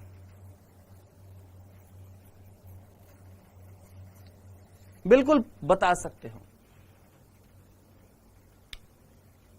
बिल्कुल बता सकते हो आप। NCERT की कोई सी भी लाइन उठा लीजिए और मेरे से पूछ लीजिए, ठीक है? डन। देखो मैं यहां से कराता जाऊंगा, मैं अभी यहां पर बोलता जाऊंगा, उसका कोई लॉजिक नहीं होएगा जब तक आप अपने आप NCERT उठाएंगे नहीं। क्या आप कल्पना कर सकते हो? देखो ये तो हो गया प्रिस्टले का एक्सपेरिमेंट। ये किसका एक्सपेरिमेंट था? प्रिस्टले का। नेक्स्ट टेक्स्ट बेटा अंकुश तिवारी, जो अगला टेस्ट होएगा उसमें अच्छे मार्क्स लेकर आना। ऐसे नहीं होता है। क्या आप कल्पना कर सकते हैं कि प्रिस्टले ने प्रयोग करने के लिए एक मोमबत्ती एवं पौधे का उपयोग कैसे किया होगा? याद रखें कि उस मोमबत्ती को कुछ दिनों बाद पुनः जलाने की आवश्यकता होगी, ताकि वह पता कर सके कि कुछ दिनों बाद वह जलेगी अथवा नहीं। सेटअप को बिना बाधित किए हुए मोमबत्ती को जलाने के लिए कितनी विधियों के बारे में सोच सकते हो? फालतू की चीज है, यहां पर कुछ नहीं पढ़ना है आपने कि मोमबत्ती जलाओगे मोमबत्ती नहीं जलाओगे, कोई क्वेश्चन नहीं आएगा। क्वेश्चन आएगा यहां से यहां सीधा सीधा, क्या कि मोमबत्ती बुझ रही थी, यहां से क्वेश्चन पूछा जाएगा ऑक्सीजन की खोज किसने करी है? याद रखना जोसेफ प्रिस्टले ने। प्रश्न कहां पर आएगा? यहां से आएगा, भूल मत जाना। ऑक्सीजन की खोज किसने करी है? जोसेफ प्रिस्टले ने। कब? 1774 में। बेलजार एक्सपेरिमेंट किसने किया? जोसेफ प्रिस्टले ने। चूहे और मोमबत्ती को साथ में रखकर किसने एक्सपेरिमेंट किया? जोसेफ प्रिस्टले ने। जोसेफ प्रिस्टले ने क्या किया सर? यहां पर बेलजार एक्सपेरिमेंट में यह बताया कि कहीं ना कहीं जलती हुई मोमबत्ती बुझ गई और जिंदा चूहा मर गया। उन्होंने किसको खराब कर दिया था? वातावरण को अशुद्ध कर दिया था। वातावरण को शुद्ध करने के लिए जोसेफ प्रिस्टले ने कौन से पौधे का इस्तेमाल किया? पुदीने का इस्तेमाल किया था। याद रखना, उन्होंने किसका इस्तेमाल किया था? पुदीने का इस्तेमाल किया था। कहीं यहां पर पुदीना लिखा हुआ है? पुदीना लिखा हुआ है, यस लिखा हुआ है। कौन सा पादप यूज में लिया था? पुदीना लिया था। डन। तो ये सिंपल सा एक्सपेरिमेंट था। फिर इसके बाद जॉन इंजन हाउस, सर इन्होंने क्या किया? सेम टू सेम यही काम किया, बस इन्होंने एक जलीय पादप लिया। क्या लिया इन्होंने? प्रिस्टले द्वारा बिल्कुल सेम सेटअप का उपयोग किया। इन्होंने क्या लिया? जलीय पादप लिया। और वो जो जलीय पादप जो था, उस जलीय पादप को दिन में रखा, रात में रखा। अंधेरे में जब रखा तो ऑक्सीजन नहीं निकली, और उजाले में रखा तो ऑक्सीजन कहां से निकली? हरे भाग से निकली थी। ऑक्सीजन कहां से निकली थी सर? हरे भाग से निकली थी। छोटे छोटे बुलबुले निकल रहे थे, किससे? हरे भाग से। ये आप यहां से देख सकते हैं। स्लाइड यहां पर है मेरे पास। कहां पर है? इधर। ये देखिए, ये इस तरीके से, ये जोसेफ प्रिस्टले थे। एक अंधेरे में रखा, एक उजाले में रखा। प्लांट का नाम था हाइड्रेला। जब इन्होंने उजाले में रखा तो यहां पर जो हरे भाग है, यहां से क्या निकल रहे थे सर? बुलबुले निकल रहे थे। उन बुलबुलों में क्या पाई गई सर? ऑक्सीजन पाई गई। यानी इससे क्या पता लगा कि प्रकाश की उपस्थिति में ऑक्सीजन निकलती है। और कहां से निकलती है? हरे भाग से निकलती है। ये किसने बताया? जॉन इंजन हाउस ने बताया। नेक्स्ट, यहां तक की बात, ये सारी चीज मैं करा चुका हूं, इसलिए मैं बार बार बोल रहा हूं कि मैं भी थक चुका हूं। ये चीज तीसरी बार रिपीट कर रहा हूं, इसलिए मैं इरिटेट हो चुका हूं, इसको पढ़ाते पढ़ाते पागल हो चुका हूं, ये फोटोसिंथेसिस बार बार कराते कराते, इसलिए बोल रहा हूं। चलो आगे बढ़ते हैं। यहां पर जिसको जो चीज समझ में नहीं आई है वो मैं क्लियर कर देता हूं। सर कौन सी चीज समझ में नहीं आई है? सर आप इस चैप्टर के क्वेश्चंस की प्रैक्टिस करा देंगे? बिल्कुल करा दूंगा बेटा, मेरे पास सारे क्वेश्चंस रखे हैं। एक बार आप जो है अपनी तरफ से एक बार एनसीईआरटी पढ़ लो, और जो चीज आपको समझ में नहीं आई है वो मेरे से एक बार पूछ लो कि सर हमको ये चार्ट समझ में नहीं आया, मैं ये बता दूंगा।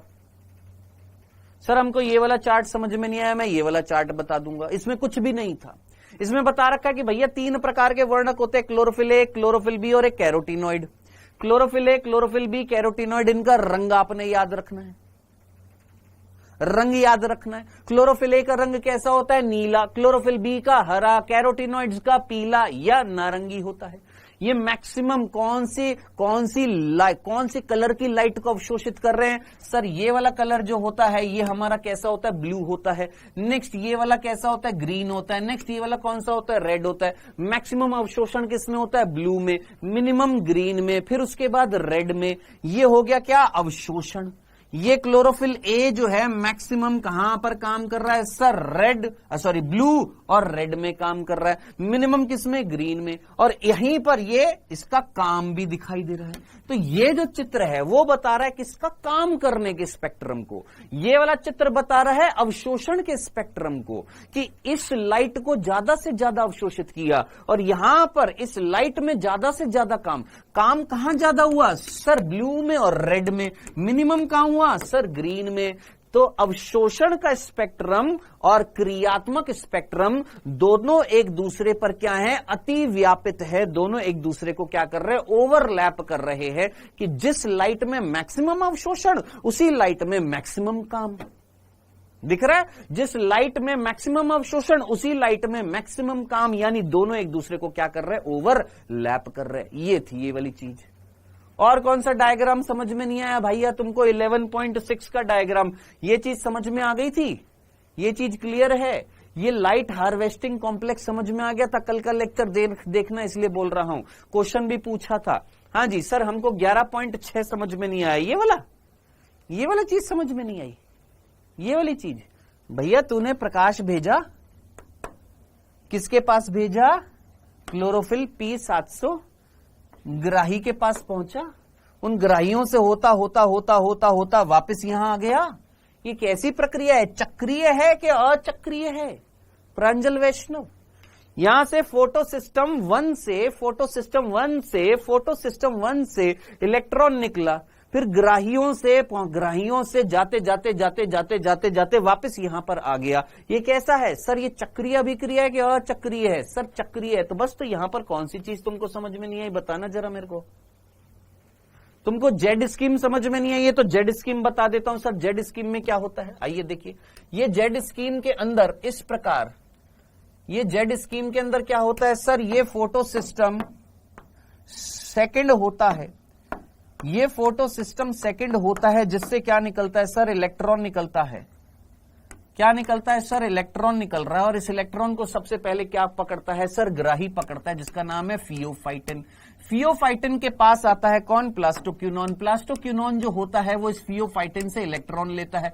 इलेक्ट्रॉन ले लिया जो यहां से निकला था, किसके पास? प्लास्टोक्यूनॉन। प्लास्टोक्यूनॉन के पास जैसे इलेक्ट्रॉन आता है, प्लास्टोक्यूनॉन बाहर से प्रोटॉन लेता है और बदल जाता है प्लास्टोक्यूनॉन हाइड्रोजन में। प्लास्टोक्यूनॉन हाइड्रोजन जो होता है अनस्टेबल होता है, वापस से प्लास्टोक्यूनॉन में बदलता है, और प्लास्टोक्यूनॉन में जब बदलता है तो इलेक्ट्रॉन आगे निकाल देता है, प्रोटॉन यहां छोड़ देता है। आगे इलेक्ट्रॉन कौन पकड़ता है? सर साइटोक्रोम B6F कॉम्प्लेक्स पकड़ता है। ये कौन है? सर वर्णक है। ये कौन है? ग्राही है। यहां से फिर ये इलेक्ट्रॉन किसके पास जाता है? सर प्लास्टोसाइनिन के पास जाता है। और फिर प्लास्टोसाइनिन से क्या होएगा? सर अगला जो प्रकाश तंत्र जो होएगा कौन है? सर PS1 जो होता है। इस PS1 से क्या निकलता है? सर इलेक्ट्रॉन निकलता है। तो यहां पर जो कमी हो जाती है किसकी? इलेक्ट्रॉन की। उस कमी को पूरा कौन करता है? गुरु। यहां से निकला हुआ इलेक्ट्रॉन। तो PS सेकंड से इलेक्ट्रॉन घूमकर किसके पास जा रहा है? PS1 के पास जा रहा है। PS1 से इलेक्ट्रॉन किसके पास गया? सर FRS के पास जाता है। FRS कौन होता है? Ferredoxin reducing substance. इससे कौन जुड़ा होता है? FD। FD से कौन जुड़ा हुआ है? एक एंजाइम जिसका नाम है FNR, जिसको हम फ्लेवोप्रोटीन या फेरेडॉक्सिन NADP रिडक्टेज बोलते हैं। अब ये जो इलेक्ट्रॉन इसके पास जाता है, ये इसके पास कौन है सर? इलेक्ट्रॉन है। बाहर स्ट्रोमा में कौन है? प्रोटॉन है। और कौन है सर? NADP है। NADP का अगर मुझे रिडक्शन करना है तो NADP को प्रोटॉन दे दूं, NADP को इलेक्ट्रॉन दे दूं, ये रिड्यूस्ड होकर किस में बदल जाएगी सर? NADPH में बदल जाएगी। ये काम कौन कर रहा है सर? FNR कर रहा है। लो जी, NADPH बना दी। तो ये कैसी प्रक्रिया है सर? ये इस तरीके से जिगजैग प्रक्रिया है कि फोटो सिस्टम सेकंड जो था, PS सेकंड जो था, यहां से ग्राही ने लिया, यहां से फिर PS1 के पास पहुंचा और PS1 से फिर यहां पर फाइनली NADPH का निर्माण हो गया। तो ये जो स्कीम जो हो रही है, इस स्कीम को जिगजैग स्कीम बोला जाता है। और जिगजैग कोई चीज होती है तो उसके लिए वर्ड जो यूज में लिया जाता है वो Z लिया जाता है। क्यों? क्योंकि जिगजैग को हम इंग्लिश में ZIZAG बोलते हैं। दोनों में Z वर्ड आ रहा है, इसलिए हम इस स्कीम को क्या बोलते हैं? Z स्कीम बोलते हैं। ये थी आपकी कौन सी? अचक्रीय प्रकाश अभिक्रिया। अब सर यहां पर प्रोटॉन इस प्रक्रिया में इस स्टेप से यहां कम हो गए, यहां बढ़ गए। मैंने कहा ठीक है, यहां पर इलेक्ट्रॉन की कमी हुई थी तो उस कमी को तोड़ने के लिए आपने जल को तोड़ा। जल को तोड़ेंगे तो प्रोटॉन यहां निकलेगी, इलेक्ट्रॉन निकलेगी। उस इलेक्ट्रॉन को हमने यहां पर भेज दिया कमी को पूरा करने के लिए। और क्या निकलेगी सर? ऑक्सीजन निकलेगी। खत्म खल्लास। प्रोटॉन यहां पर बढ़ा दिया जल के अपघटन से। साथ ही साथ ये NADPH बनाने के लिए आपने प्रोटॉन को यहां से ले लिया। तो 3 ऐसी स्टेप है जहां पर प्रोटॉन जो है वो कम हो रहा है, स्ट्रोमा में और ल्यूमन में बढ़ रहा था, यहां बढ़ जाएगा, बाहर कम हो जाएगा, तो कहीं ना कहीं प्रोटॉन की प्रवणता पैदा हो जाएगी। और प्रोटॉन की प्रवणता अगर पैदा हो गई तो सीधी सी बात है मेरे भाई, क्या हो जाएगा? प्रोटॉन जो है हायर कंसंट्रेशन से लोअर कंसंट्रेशन में जाएगा। अब हायर कंसंट्रेशन यहां है, लोअर कंसंट्रेशन में जाने के लिए यहां पर कौन होता है सर? यहां पर लोअर कंसंट्रेशन में जाने के लिए यहां पर एक पार्टिकल्स प्रेजेंट होते हैं जिनका नाम होता है F0 F1 particle. F1 particle के अंदर एंजाइम है जिसका नाम है ATPase, जो ATP का निर्माण करता है। ये थी हमारी अचक्रीय प्रकाश अभिक्रिया। चक्रीय प्रकाश अभिक्रिया में क्या होता है? बहुत सीधी सी बात होती है। चक्रीय प्रकाश अभिक्रिया में क्या होता है मेरे भाई? यस मेरे भाई, शुक्र जनन किसके द्वारा प्रेरित होता है? MSH, ACTH, HCG।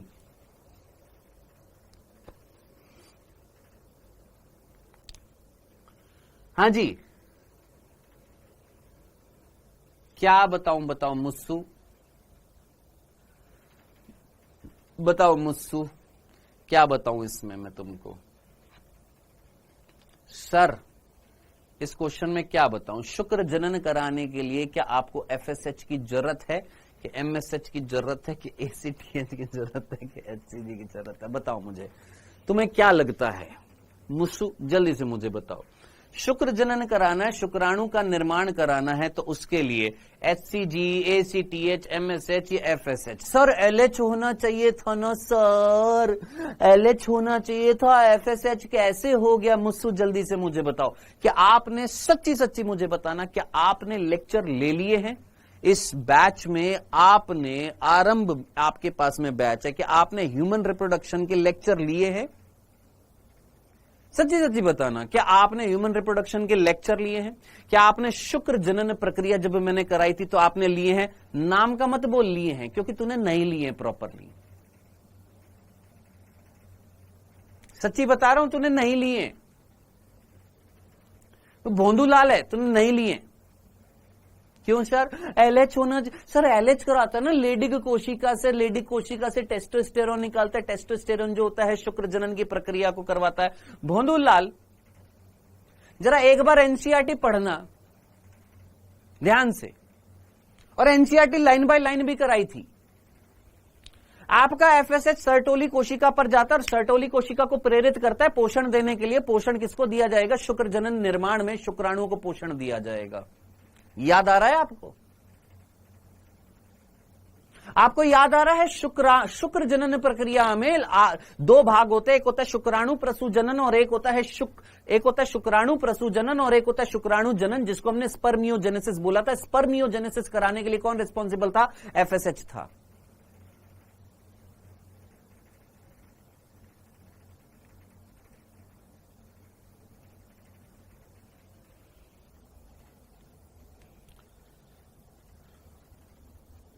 Sir Calvin cycle बता, हाँ केल्विन साइकिल मैं आपको बता देता हूं बेटा। ये देखिए केल्विन साइकिल की बात करते हैं। देखो केल्विन साइकिल में सबसे पहली चीज है, देखो हमें 6 कार्बन डाइऑक्साइड को बदलना है किसमें, ग्लूकोज में, है ना, बदलना है। हाँ सर।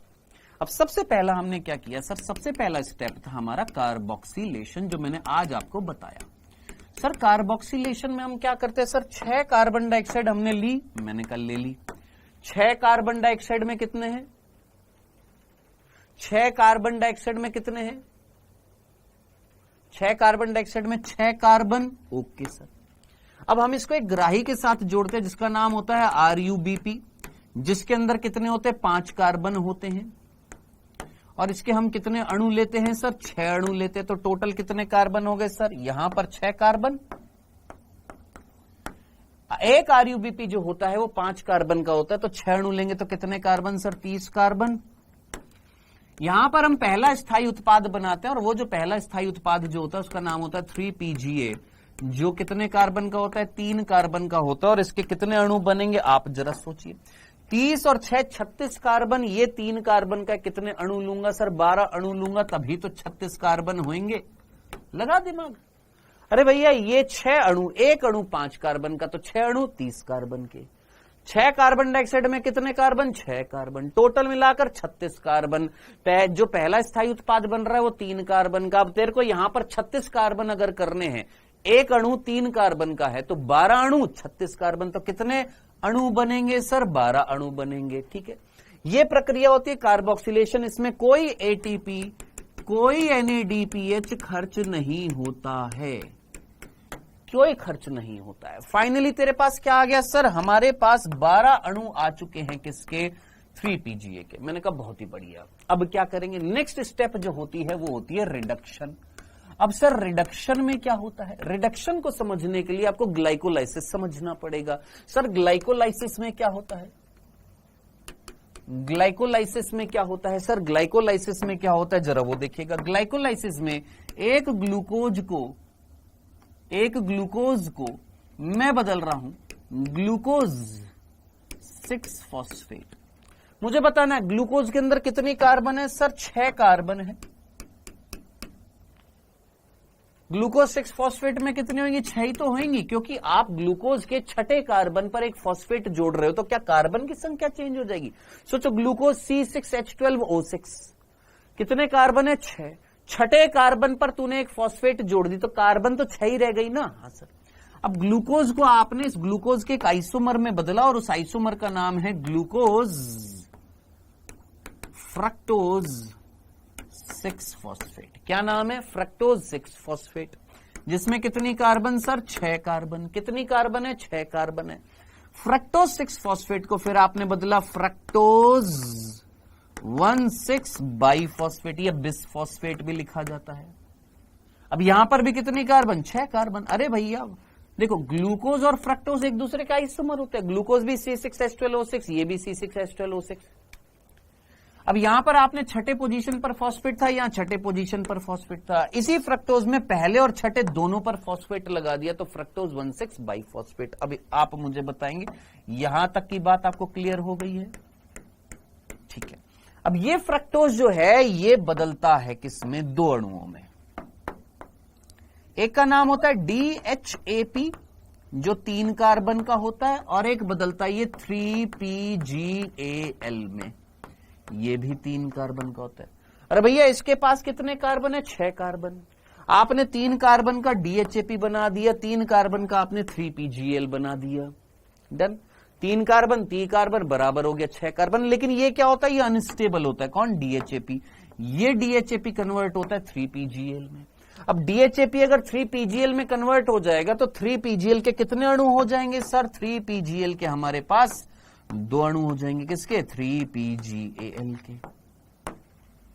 कितने अणु हो जाएंगे भाई, एक 3PGAL था, एक DHAP था। DHAP अगर 3PGAL में कन्वर्ट हो गया, तो 3PGAL के कितने मॉलिक्यूल्स सर, 2 मॉलिक्यूल्स हो जाएंगे, ठीक है।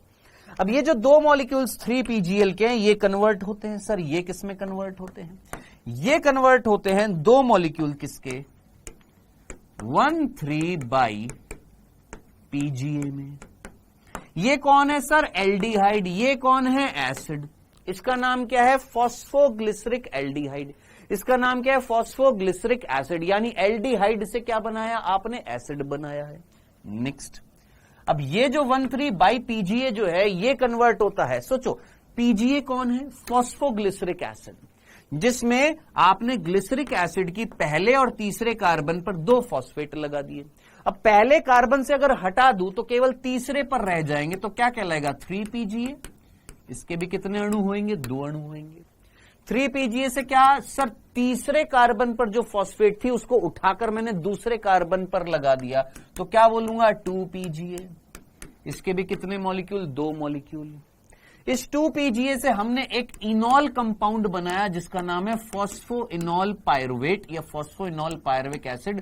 उसके 2 मॉलिक्यूल है। ये बहुत अच्छे से चीज समझाइए। पता है कौन से चैप्टर में? पादपों में श्वसन में। आपको पता है पादपों में श्वसन आरंभ 2 में बताया गया और वहां पर बहुत अच्छे से ये सारी चीज एक्सप्लेन करिए। कौन सी? ग्लाइकोलाइसिस की। ये पीईपी कन्वर्ट होता है किसमें? पायरुविक एसिड में। ये जो पायरुविक एसिड है इसके कितने अणु बनेंगे सर? 2 अणु बनेंगे। मैंने कहा बहुत ही बढ़िया। इस दीपक मीणा को क्लास से बाहर निकाल देना। नेक्स्ट जरा देखिएगा, यहां तक की बात सुन ली। अब जरा सोचिए, जिसने भी पूछा था केल्विन चक्र में, केल्विन चक्र में आपने 12 अणु बनाए हैं किसके? 3PGA के। 3PGA आपको दिखाई दे रहा है? ये रहा। अगर मैं इस प्रक्रिया को यहां से उल्टा कर दूं, उल्टा उल्टा उल्टा, यहां से उल्टा उल्टा उल्टा उल्टा, मेरे पास ग्लूकोज बन जाएगा। हाँ, तो अगर इस स्टेप से मैं उल्टा ले जाऊं, ग्लूकोज बन जाएगा। हाँ, आपको क्या करना था? ग्लूकोज बनाना था।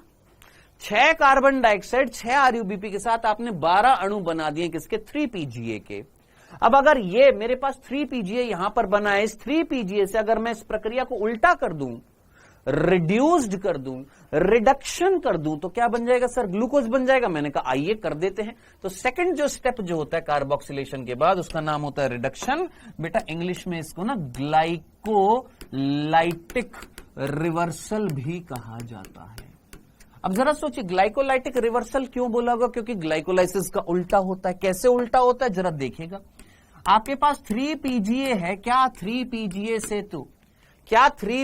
से तू 1,3 बाई PGA बना सकता है? 1,3 बाई PGA बना सकता है। ध्यान से सुनना जिसको सुनना है।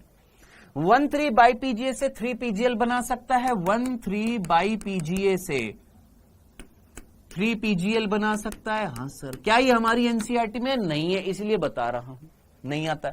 3PGL से फ्रक्टोज 1,6 बाइफॉस्फेट बना सकता है। 3PGAL से 2 अणु हैं इसके, 2 अणु हैं इसके, 2 अणु हैं इसके, 2 अणु हैं इसके, 2 अणु हैं इसके, और 3PGL के 2 अणुओं से तो क्या बनाएगा? Fructose 1,6 biphosphate. कितने अणु होंगे? 1 अणु होएगा। क्यों?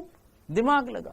3PGL जो है वो 3 कार्बन का है और तेरे पास 2 अणु है, टोटल 6 कार्बन। हाँ, उससे तू जब फ्रक्टोज 1,6 बाइफॉस्फेट बनाएगा तो फ्रक्टोज में तो ऑलरेडी 6 कार्बन है, तो 1 अणु बनेगा। इधर देख, यहां देख, ये 3PGL के कितने अणु हैं? 2 हैं। कैसे हुए थे? 2। DHAP 3PGL में कन्वर्ट हुआ था, 2 अणु बने थे। अब इस 3PGL से अगर तेरे को फ्रक्टोज बनाना है तो 2 अणु हैं इसके, तो फ्रक्टोज का कितना है गुरु? 1 ही तो अणु है। इस फ्रक्टोज 6 फॉस्फेट का 1 है, ग्लूकोज 6 फॉस्फेट का 1 है, ग्लूकोज का कितना है? 1 है। इतना तो कॉमन सेंस लगा सकते हो कि भैया यहां 2 मॉलिक्यूल है, यहां 1 मॉलिक्यूल है, ये 3 कार्बन का है, ये 6 कार्बन का है, तो 3 कार्बन वाले 2 मॉलिक्यूल होंगे तो 6 कार्बन वाला 1 होएगा कि नहीं होएगा? डन। आगे बढ़ते हैं। अब ये जो फ्रक्टोज 1,6 बाइफॉस्फेट है, फ्रक्टोज 1,6 बाइफॉस्फेट है, इस फ्रक्टोज 1,6 बाइफॉस्फेट से क्या बनाएंगे? फ्रक्टोज 6 फॉस्फेट बनाएंगे। अब इधर देखिएगा, जरा ध्यान से सुनना। यहां तक की बात अगर आपको समझ में आ गई है, जिसने ये क्वेश्चन पूछा था कि सर केल्विन चक्र वाला, ये चीज मैंने आपको रिकॉर्डेड क्लासेस में पढ़ाई है, इसीलिए मैं आपको यूट्यूब पर पढ़ाता, ये चीज समझ में नहीं आती, इसलिए मैंने डायरेक्टली एनसीईआरटी पढ़ाई थी यूट्यूब पर। इधर देखिएगा, ध्यान से देखिएगा। आपने इस अभिक्रिया को जब किया, फ्रक्टोज 6 फॉस्फेट से बनेगा ग्लूकोज 6 फॉस्फेट, और ग्लूकोज 6 फॉस्फेट से बनेगा ग्लूकोज। मेरे भाई मुझे एक ग्लूकोज बनाने के लिए, बेटा क्लास में बच्चे हैं या सिर्फ दीपक मीणा के ही कॉपी पेस्ट हुआ जा रहा है, कोई मुझे बताएगा? क्या इस क्लास में कोई बच्चा है या सिर्फ दीपक मीणा कॉपी पेस्ट किए जा रहा है?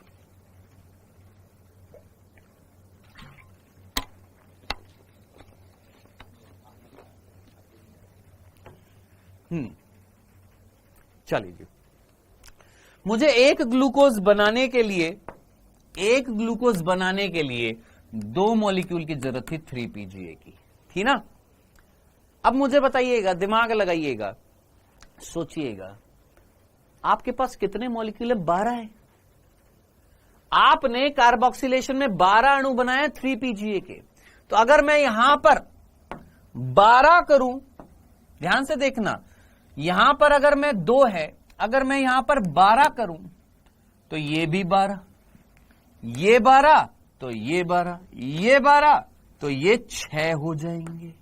अरे कॉमन सेंस लगा, दिमाग लगा। ये 2 था तो ये भी 2, ये 2 था, ये 2, ये 2 था, ये 1 था, यानी 2 का आधा हो गया। तो अगर तेरे पास 12 अणु है 3PGA के, तो 12 अणु 13/PGA, 12 अणु 13/PGA, 12 अणु 3PGL, 12 अणु 3PGL, तो 6 अणु बनेंगे किसके?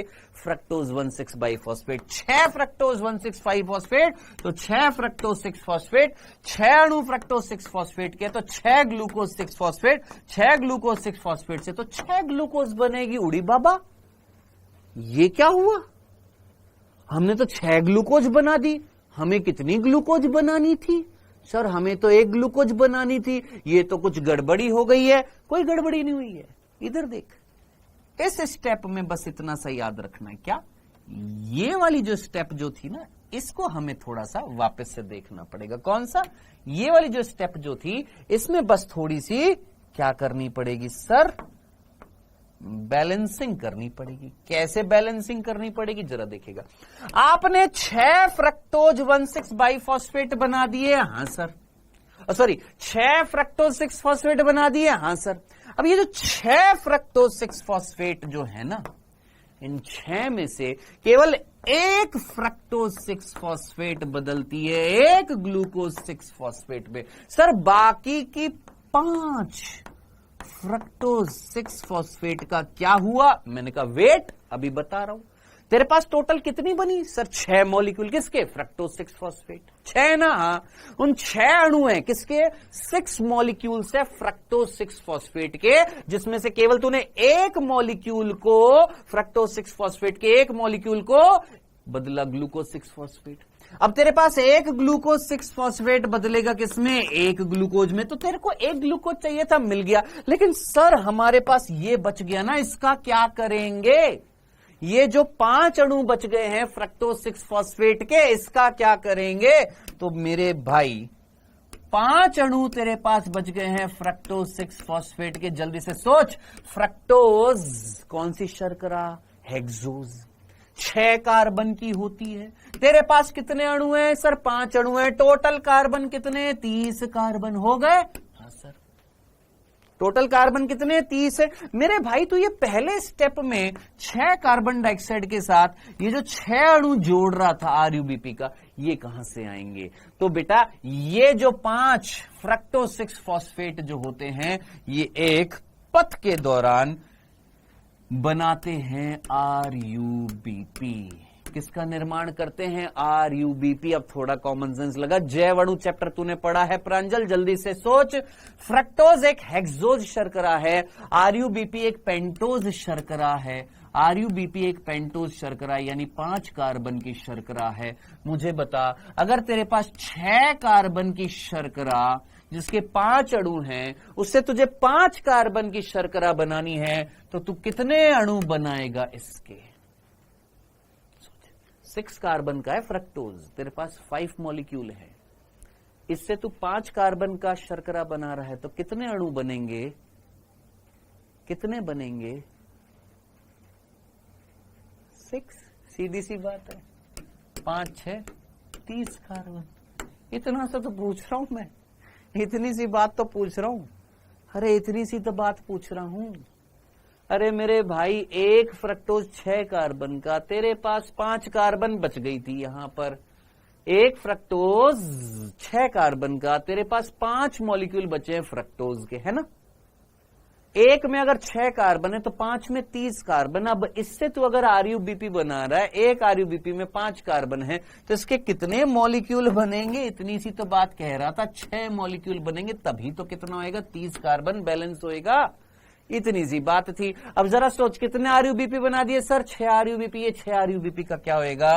ये 6 आरयूबीपी फिर कार्बन डाइऑक्साइड से जुड़ेंगे, फिर 12 अणु बनेंगे किसके? 3पीजीए के। फिर ये जो 12 अणु जो 3पीजीए के बनेंगे, ये 12 अणु 3पीजीए से, 12 अणु 13/पीजीए, 12 अणु 13/पीजीए, 12 अणु 3पीजीएल, 12 अणु 3पीजीएल से फ्रक्टोज के 6 अणु 1,6-बाइफॉस्फेट, फ्रक्टोज के 1,6-बाइफॉस्फेट से फ्रक्टोज 6-फॉस्फेट के 6 अणु, 6 में से केवल एक जो होएगा आगे चलकर ग्लूकोज बनाएगा, बाकी 5 जो होंगे वो क्या बनाएंगे सर? आरयूबीपी का फिर से निर्माण करेंगे। क्या इस प्रक्रिया को मैं रीजनरेशन बोलूं या नहीं? यस सर, ये प्रक्रिया क्या कहलाएगी? आरयूबीपी का रीजनरेशन, आरयूबीपी का पुनरुद्भवन, रीजनरेशन। और मेरे भाई, इस प्रक्रिया में खर्च होती हैं क्या? 6 एटीपी। कितनी एटीपी खर्च होती है? 6 एटीपी खर्च होती है। और इस प्रक्रिया में, जिसको हमने बोला है रिडक्शन, इस प्रक्रिया में आपके 12 एटीपी और 12 एनएडीपीएच खर्च होते हैं। ये चीज मैंने आपको पढ़ाई थी। बताओ, आज की क्लास में ये चीज पढ़ाई थी। ये मैंने नहीं पढ़ाया था, मैं लिटरली बोल रहा हूं। किस में नहीं पढ़ाया? यूट्यूब पर। क्यों नहीं पढ़ाया? क्योंकि ये चीज हमारी एनसीईआरटी में डायरेक्टली लिखी हुई नहीं है। हमारी एनसीईआरटी में डायरेक्टली यहां से सीधा पहुंचाया गया है, यहां पर। कहां पर? इधर। और यहां से सीधा पहुंचाया गया है यहां पर। इसीलिए समझ में नहीं आता, इसीलिए ये चीज मैंने आपको यहां भी बता दी, आपके रिकॉर्डेड लेक्चर है उसमें भी ये चीज बताई है। डन? क्लियर है? पक्का? अभी समझ आ गया? तो अब आप आज क्या करेंगे बेटा? आप आज जो मैंने आपको टास्क दिया है वो करेंगे। और अब आप मुझे एक और चीज बता दीजिए, इस चैप्टर के क्वेश्चंस की प्रैक्टिस करा दूं आपको कल? क्या कल इस चैप्टर के क्वेश्चंस की प्रैक्टिस करना चाहोगे या परसों करना चाहोगे? एक दिन का टाइम लेकर क्या मैं आपको कल फिजिक्स की क्लास लगवा दूं सर की वापस से? बता देना। आपके पास दोनों ऑप्शन है। आप चाहे तो कल इस चैप्टर के क्वेश्चन की प्रैक्टिस कर लो, चाहे तो सैटरडे को कर लो। अगर सैटरडे को करोगे तो कल मैं आपकी फिजिक्स की क्लास लगवा दूंगा, और अगर कल करोगे तो मैं सैटरडे को फिजिक्स की क्लास लगवा दूंगा सर की, जैसा आप करें। बिल्कुल मोहम्मद अजीम, टाइम वेस्ट नहीं करना है। मैं बस अब क्वेश्चंस की प्रैक्टिस कराने वाला हूं कुछ समय में। धमाधम धमाधम क्वेश्चंस की, बस धमाधम क्वेश्चंस ही क्वेश्चंस की प्रैक्टिस कराऊंगा।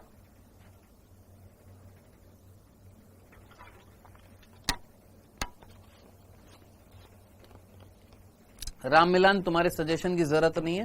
तुम जैसे भोंदुओं के सजेशन की जरूरत नहीं है, जिनको पता नहीं है कि क्या चल रहा है क्या नहीं चल रहा है।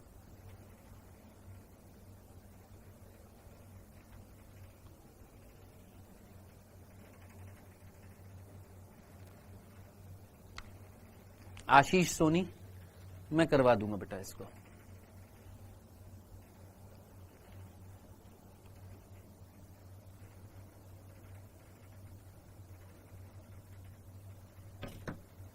हाँ जी, हाँ जी, एक बार मेरे को सर से पूछने दो।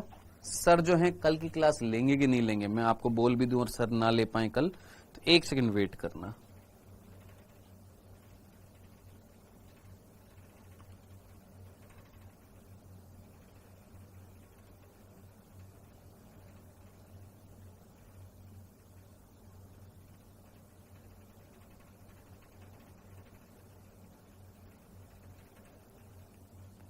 एक सेकंड मैं पूछ लेता हूं।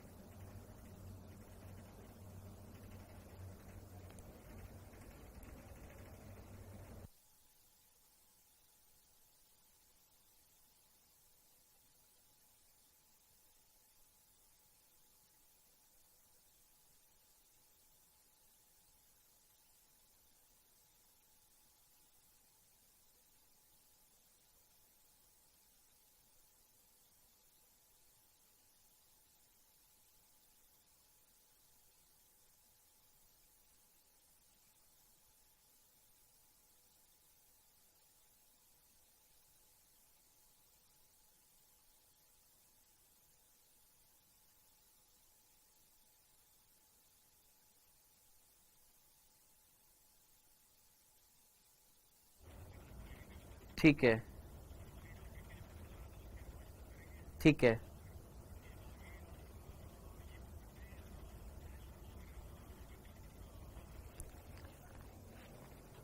सेल मतलब ये सेल जैसे बायो में भी होता है ना, मेरे को आइडिया नहीं है।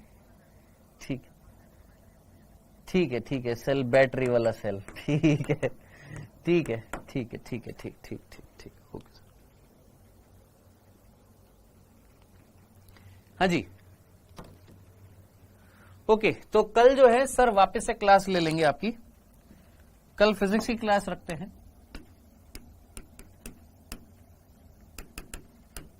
इंपॉर्टेंट है, और वही 6 PM पर होगी। और परसों जो है सैटरडे को मैं आपको इस चैप्टर की फोटोसिंथेसिस के, मैं इसलिए आपको 2 दिन का टाइम इसलिए दे रहा हूं ताकि आप पूरा का पूरा चैप्टर कवर कर लो। तो सैटरडे को अपन, आज थर्सडे, फ्राइडे, सैटरडे, सैटरडे को अपन जो है इस चैप्टर के क्वेश्चंस की प्रैक्टिस करेंगे, फोटोसिंथेसिस के। फोटोसिंथेसिस के जितने भी फोटोसिंथेसिस के जितने क्वेश्चंस हैं, पुष्पी पादपों की आकारिकी, पुष्पी पादपों की आकारिकी, पुष्पी पादपों का शरीर, 3 चैप्टर के क्वेश्चंस की प्रैक्टिस कराऊंगा सैटरडे को, याद रखना। हाँ जी प्रांजल, आप ही के बैच में हो रही है बेटा।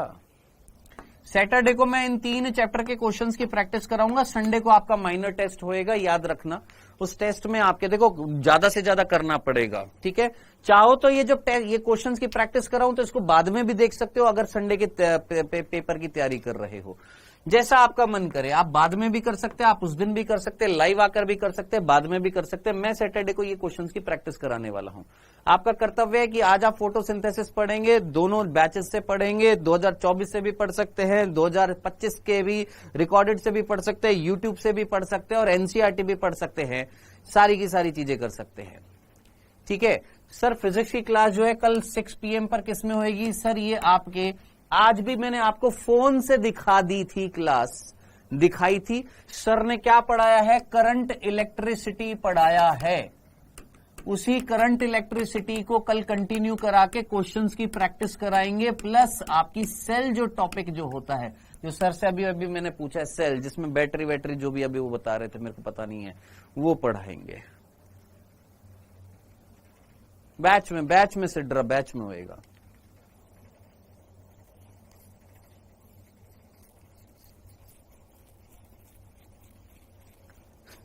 प्रांजल लेटेस्ट क्लास में मेरे को मैथ्स की शो हो रही है, तो बेटा वहां पर बायो सेलेक्ट करो पहले, अपने ऊपर जाकर ना, कॉर्नर में जाकर तुमने मैथ सेलेक्ट कर रखा है, बायो सेलेक्ट करो। लेटेस्ट क्लासेस में फिजिक्स पर क्लिक करो, फिर वहां पर दिखेगी, ठीक है जी। तो कल अपन नहीं मिलेंगे, अपन मिलेंगे अब सीधा सैटरडे को, क्वेश्चंस की प्रैक्टिस करेंगे। कल फिजिक्स की क्लास होगी, सर का मैंने आपको बता दिया है। परसों आऊंगा, क्वेश्चंस की प्रैक्टिस कराऊंगा। बाकी 2 दिन जो है मैं आपको 12 बजे मिलूंगा, यूट्यूब पर भी मिलूंगा, ऐप पर भी मिलूंगा 12 बजे। 12 बजे वाली क्लास में हम, जो आप ऑलरेडी पढ़ चुके हो, चाहो तो लो चाहे तो मत लो, कोई दिक्कत नहीं है, क्योंकि आप ये ऑलरेडी पढ़ चुके हो। कौन सा? शरीर द्रव्य और परिसंचरण, शरीर द्रव्य और परिसंचरण, शरीर द्रव्य और परिसंचरण, ठीक है जी। बेटा ऑल टेस्ट की पीडीएफ देखो मेरे पास है मोहम्मद अजीम, लेकिन मैं उसको जब जोड़ रहा हूं तो वो लगभग 140 MB की है। 140 MB की मैं पीडीएफ की फाइल कैसे करूंगा? तो 2 टेस्ट में आपको दे चुका हूं, 18 और 19 में दे चुका हूं, उससे पहले वाले 2-3 इस तरीके से दे सकता हूं।